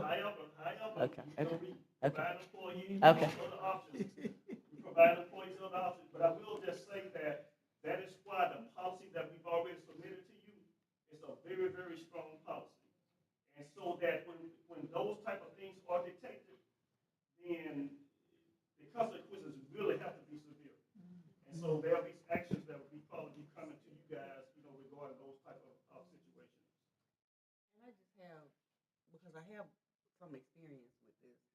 So the experience that I have, if a person mispunch or not punch out, I have the option of calling security and security scanning, because we badge in and out a turnstile, a control entrance and control exit. I have the option to have security to review the punches, because of the controlled environment. We have to scan in and out if we go into another department. So I know that MPS is probably not there yet, but I don't know whether there's an option to include that extra layer. Yes, ma'am. Now we can, let's just say an employee has to go to another school. They will have the opportunity to transfer in or transfer out to that other school in which the time will be recorded at the new school that they, in fact, they can go to another school 3 or 4 times, 3 or 4 different schools. And their time will be captured at each school that they attend, but they have to use the clock, and there should be oversight by the manager to ensure that that employee indeed did go to that particular school. And if I can just add quickly, I'm gonna let Ms. Daniels get on it. This is still single sign-on, so because it's single sign-on, you have to log into an MPS computer. Therefore, if you're logging in, we get to look at the IP and what time. And we can look at, perhaps when you came into the building and you did not. So you do have a tracking? There's a way, yes, ma'am. Ms. Daniels? And to answer Ms. Keefe's question, there is a two-step verification. So if you decided you wanted me to clock you in, you would have to have my passcode. And if I gave you that passcode and you decided to clock me in, that two-step verification still would have to come to me in order to give you access to use my device. So there's a way that we can do that as well. I have a question. I forgot it, but one of them is, now does this go, the bookkeeper still does time, right? So, or does this come straight to payroll? No, ma'am, well, Mr. Russ, go ahead. Payrolls will be the final receiver of the time. Okay, so if I have a They're gonna pay for these particular pay records. okay, so if I have a mistake, is it able to be corrected in my building before my payroll is cut? Yes, ma'am, it is. Okay. All errors have to be cleared up before it's submitted to the payroll line. Okay. Yes, ma'am. One more? Yes. Because what we do, I am the final sign-off, but though my employees, they do the initial sign-off, and I will review and do the final sign-off. Yes, ma'am. Yes, that's absolutely right, Ms. Brown. The employee will at the end of the week, the employee will sign off saying that they attest to the best of their knowledge that the time is accurate, true, correct, and all this good stuff. And they sign off on it, and then the supervisor, the principal, whomever, will have to sign off on it. Also, with all corrections made, right, with all corrections made, and then it's forwarded to payroll. I'm sorry. I have one more. I notice at the end of the day, sometimes maintenance people are running to a school to sign out. So now you've got somebody that already clocked out on their way out, but they know they've got to wait on their maintenance buddy because he has to have a school to sign out. Are we fixing that, or that's just going to be the norm? Well, right now, the policy for signing out, let's just say that this particular employee did not sign out that day, and this cannot be abused, of course, but they can come in the next day and request a modify or request a punch in the next day. So if you don't have a school, you're not near a school to sign out, you can just simply wait, and again, your bookkeeper and then your manager has to approve it. I just want to state for the record that we believe in the integrity of our employees who will follow the policy with fidelity so that we can execute the system the way it's supposed to go. Yes. Point number 2. We're going to go to the view the time sheet, and it goes to the question that you asked, Ms. Brown. Here, as I go to my time sheet, I can actually see that I missed a punch. It will let me know. And one huge error that I see all the time, sometimes people think they have punched in, but they actually didn't. And when it's time to punch out, it's the wrong time in there.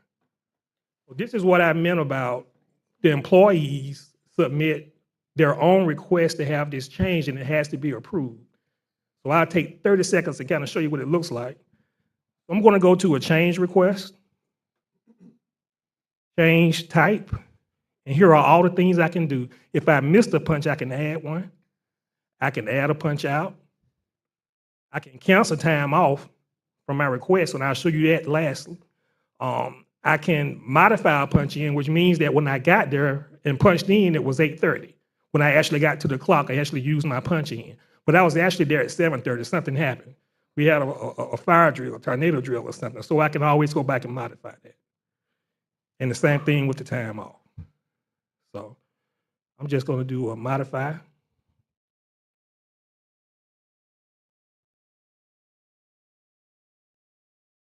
This allows me to put in the time that I actually arrive. So let's just say I arrived at 7:30. Make sure it's AM. And we're requiring that anytime you make a change or request, you have to put a reason in why. Why are you changing this? So save time, I'm just gonna put edit. But you all know they're gonna say whatever that may be. And once I submit it, now it's in the hands of my timekeepers. Once it leaves the timekeeper, it goes to your manager for approval. Once it leaves the manager, it goes up to payroll for approval. So that's the workflow. So therefore, even if a person has to modify time, therefore, even if a person has to modify their time, there's always an approval process by that particular manager or supervisor of that particular department or of that particular school.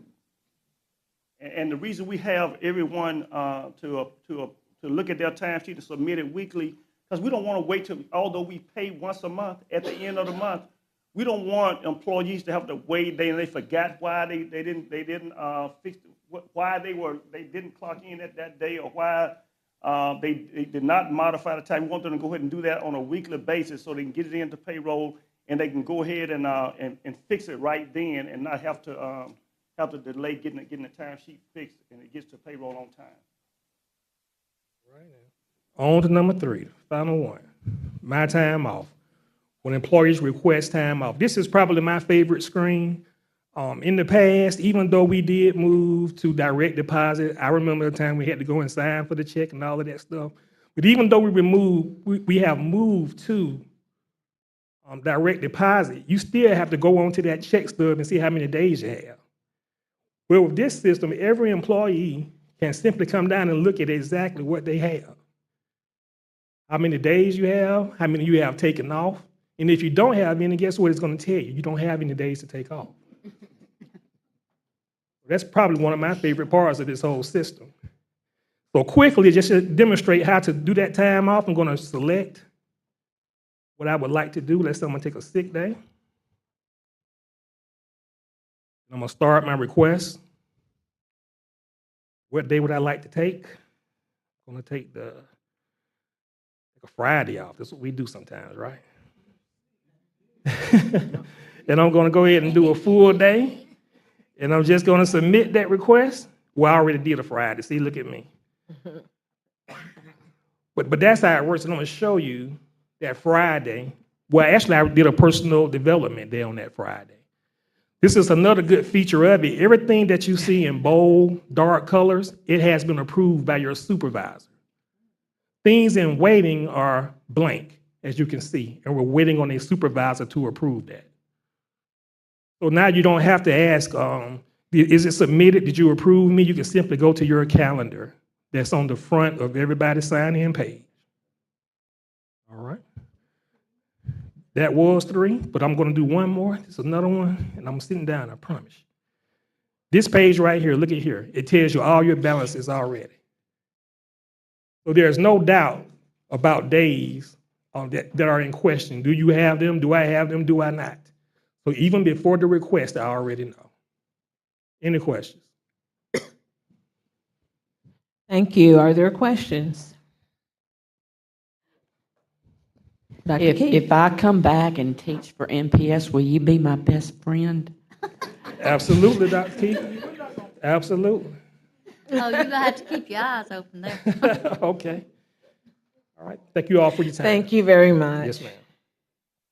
Thank you to the whole team. At this time, we have a report from the Community Engagement Committee. Ms. Porter, do you mind if I do really quick? I want to do really quick just for the board and for members of the community. We want to introduce our new Chief Academic Officer, Dr. Gregory King, who started with us on June 3rd and has hit the ground running with tons on his desk that has been moved over to his desk. So I just wanted to make sure we recognized him and you had an opportunity to put a face with the name. Welcome.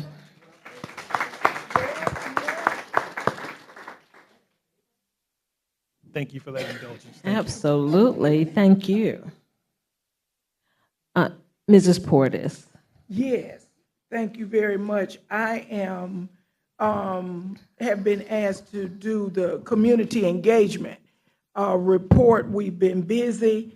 But before I do that, I just want to, in the last month or two, we've been inundated with community members in support of MPS. And I just want to thank those supporters of MPS. And I also want to just add a word and remind our community the difference between the titles people hold and the people themselves. One thing to be in support, but you have to make sure that you're supporting the right thing. The board and the superintendent and the staff and ed specialists, teachers, we're all titles. These titles can be replaced at any time, but we are a partnership.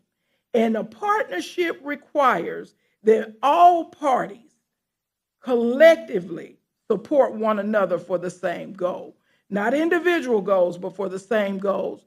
So to our supporters, I would like to ask you, every time you say you're in support of MPS, I ask you that you would please see Johnny in your support, Addie, Araya, all of our children, if you could see their faces like we do, and offer them the same support that you offer us as board members.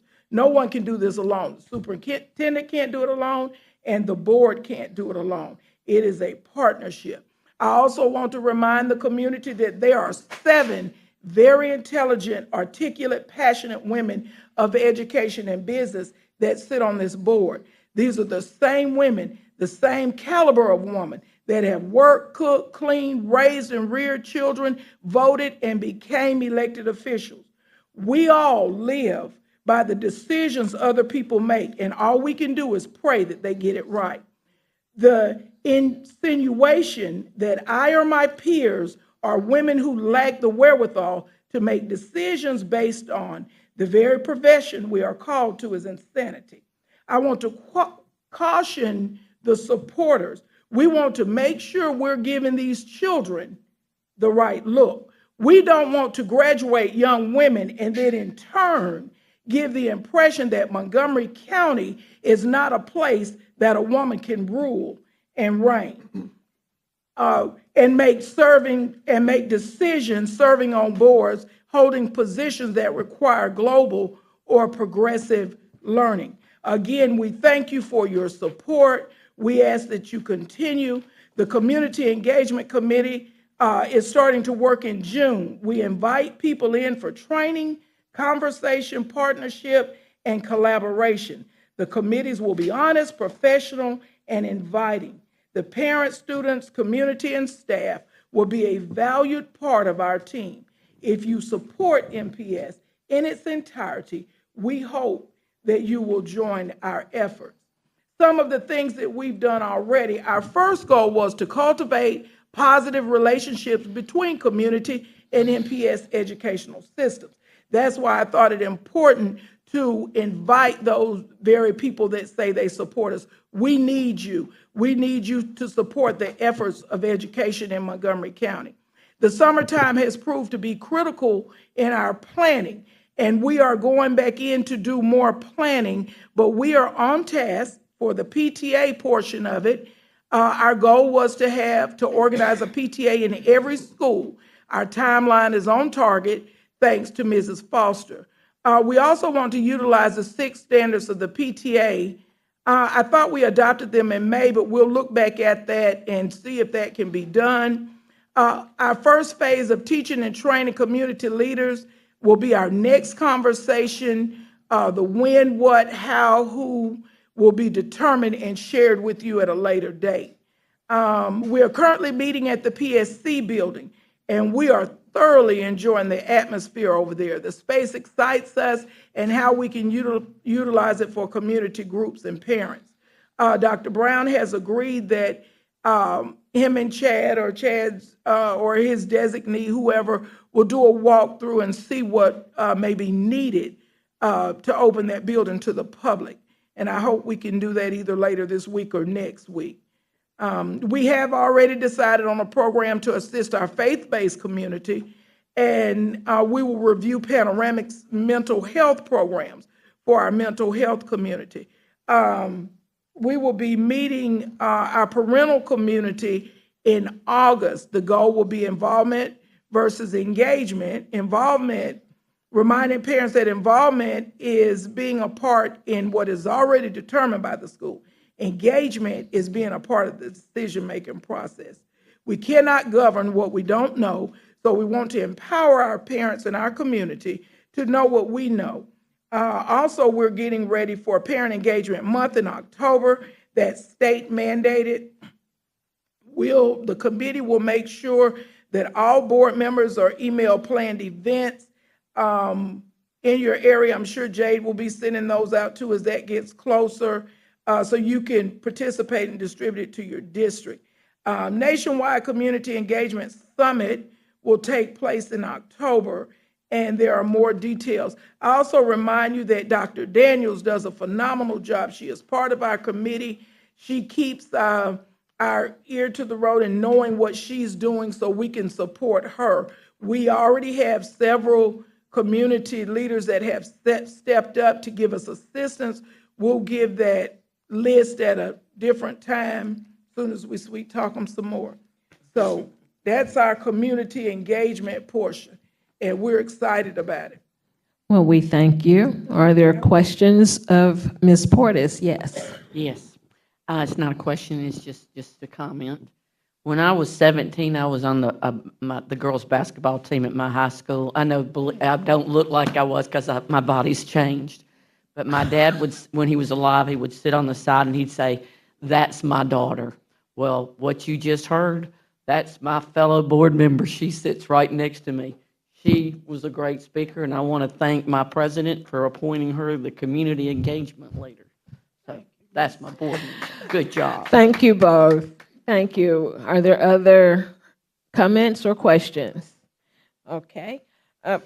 And at this time, we do have, and I apologize that it's not listed, it was requested as a new business item, but we've discussed these items before, so we're going to, if you, with your, you being graceful as a board, we will at this time hear from Ms. Watkins Smith regarding a couple of issues that she has some concerns about. One will be at a later date. There's some information to come, so I want to thank Dr. Brown for just having a discussion with me about it. The other one was, again, about the 6 standards, just, bringing that back to the forefront. I think it was not even May, it was some months even further back. But one of the things I wanted to say, we always say our parents are our students' first teachers, and we want to make sure that we are collaborating with them in the process as they begin to educate their students. I look back at the last PTA standards because I had to remember what they were, and it was welcome all families, communicate effectively, support student success, speak up for every child, share power, and collaborate. And one of the things, the quotes that stood out from Anna King, who's the National PTA president, was, "There could be no more urgent time for families and schools to work together to support our students' success academically, socially, and emotionally, and promote learning environments where students feel safe, supported, and ready to learn." So we are on the committee, and as a board, I'm sure, excited to embrace those standards and include them in what we do in the family and engagement department. So since we've heard them, there's going to be a check to see if we voted on them, and if not, I hope at the next meeting we will begin voting on those particular standards. And although I'm not, go ahead, no, you're fine. No, I was going to ask a question, but I'll ask it offline. Okay. For clarity, go ahead. Okay. And the other thing, like I said, I won't be talking about AP and dual enrollment, but I will thank Mr. Hillary for being, you can tell he was a counselor. Every piece of information that's needed is out there. I wish I could remember the date, but I know July 13th is the cutoff date for dual enrollment, so kids can now start registering for the fall. I just wanted to put that plug out there, but I'm just, I'd like to commend him I only know of him, so, and Miss Foster, I think is her last name, the counselor. And her, she for really putting forth a hard initiative to get those things going. So, and I'll wait for the other data, but I did want to thank them for what they were doing. Okay, are there questions of Ms. Smith? You have a concern, yes. Ms. Cloud wants to ask, what about FAFSA? How are we with our children? Because we're looking, can we get some information to see how our children are applying for FAFSA? Because I had a little snippet of a news break that said that children are not applying at what they have done in the past. Ms. Smith just mentioned Mr. Hiller, who's very good about making sure that information is out there, but we'll gather that data for you. Because, it's first come, first serve, the money is not endless. But I want our children to have the opportunity. So thank you for checking on that. Okay, it's been Can I say one? I failed to mention who's on the committee. Ms. Mitchell is on the committee and Ms. Smith is on the committee. And Ms. Mitchell, she really be mean in the meetings, but she's wonderful though. Ladies, thank you very much. We are about to adjourn, but I would like to announce that our next meeting date is July 9, 2024 at 5 p.m. The rest of us will be meeting to learn and grow with each other in about 2 weeks. I look forward to seeing you there. This meeting is adjourned.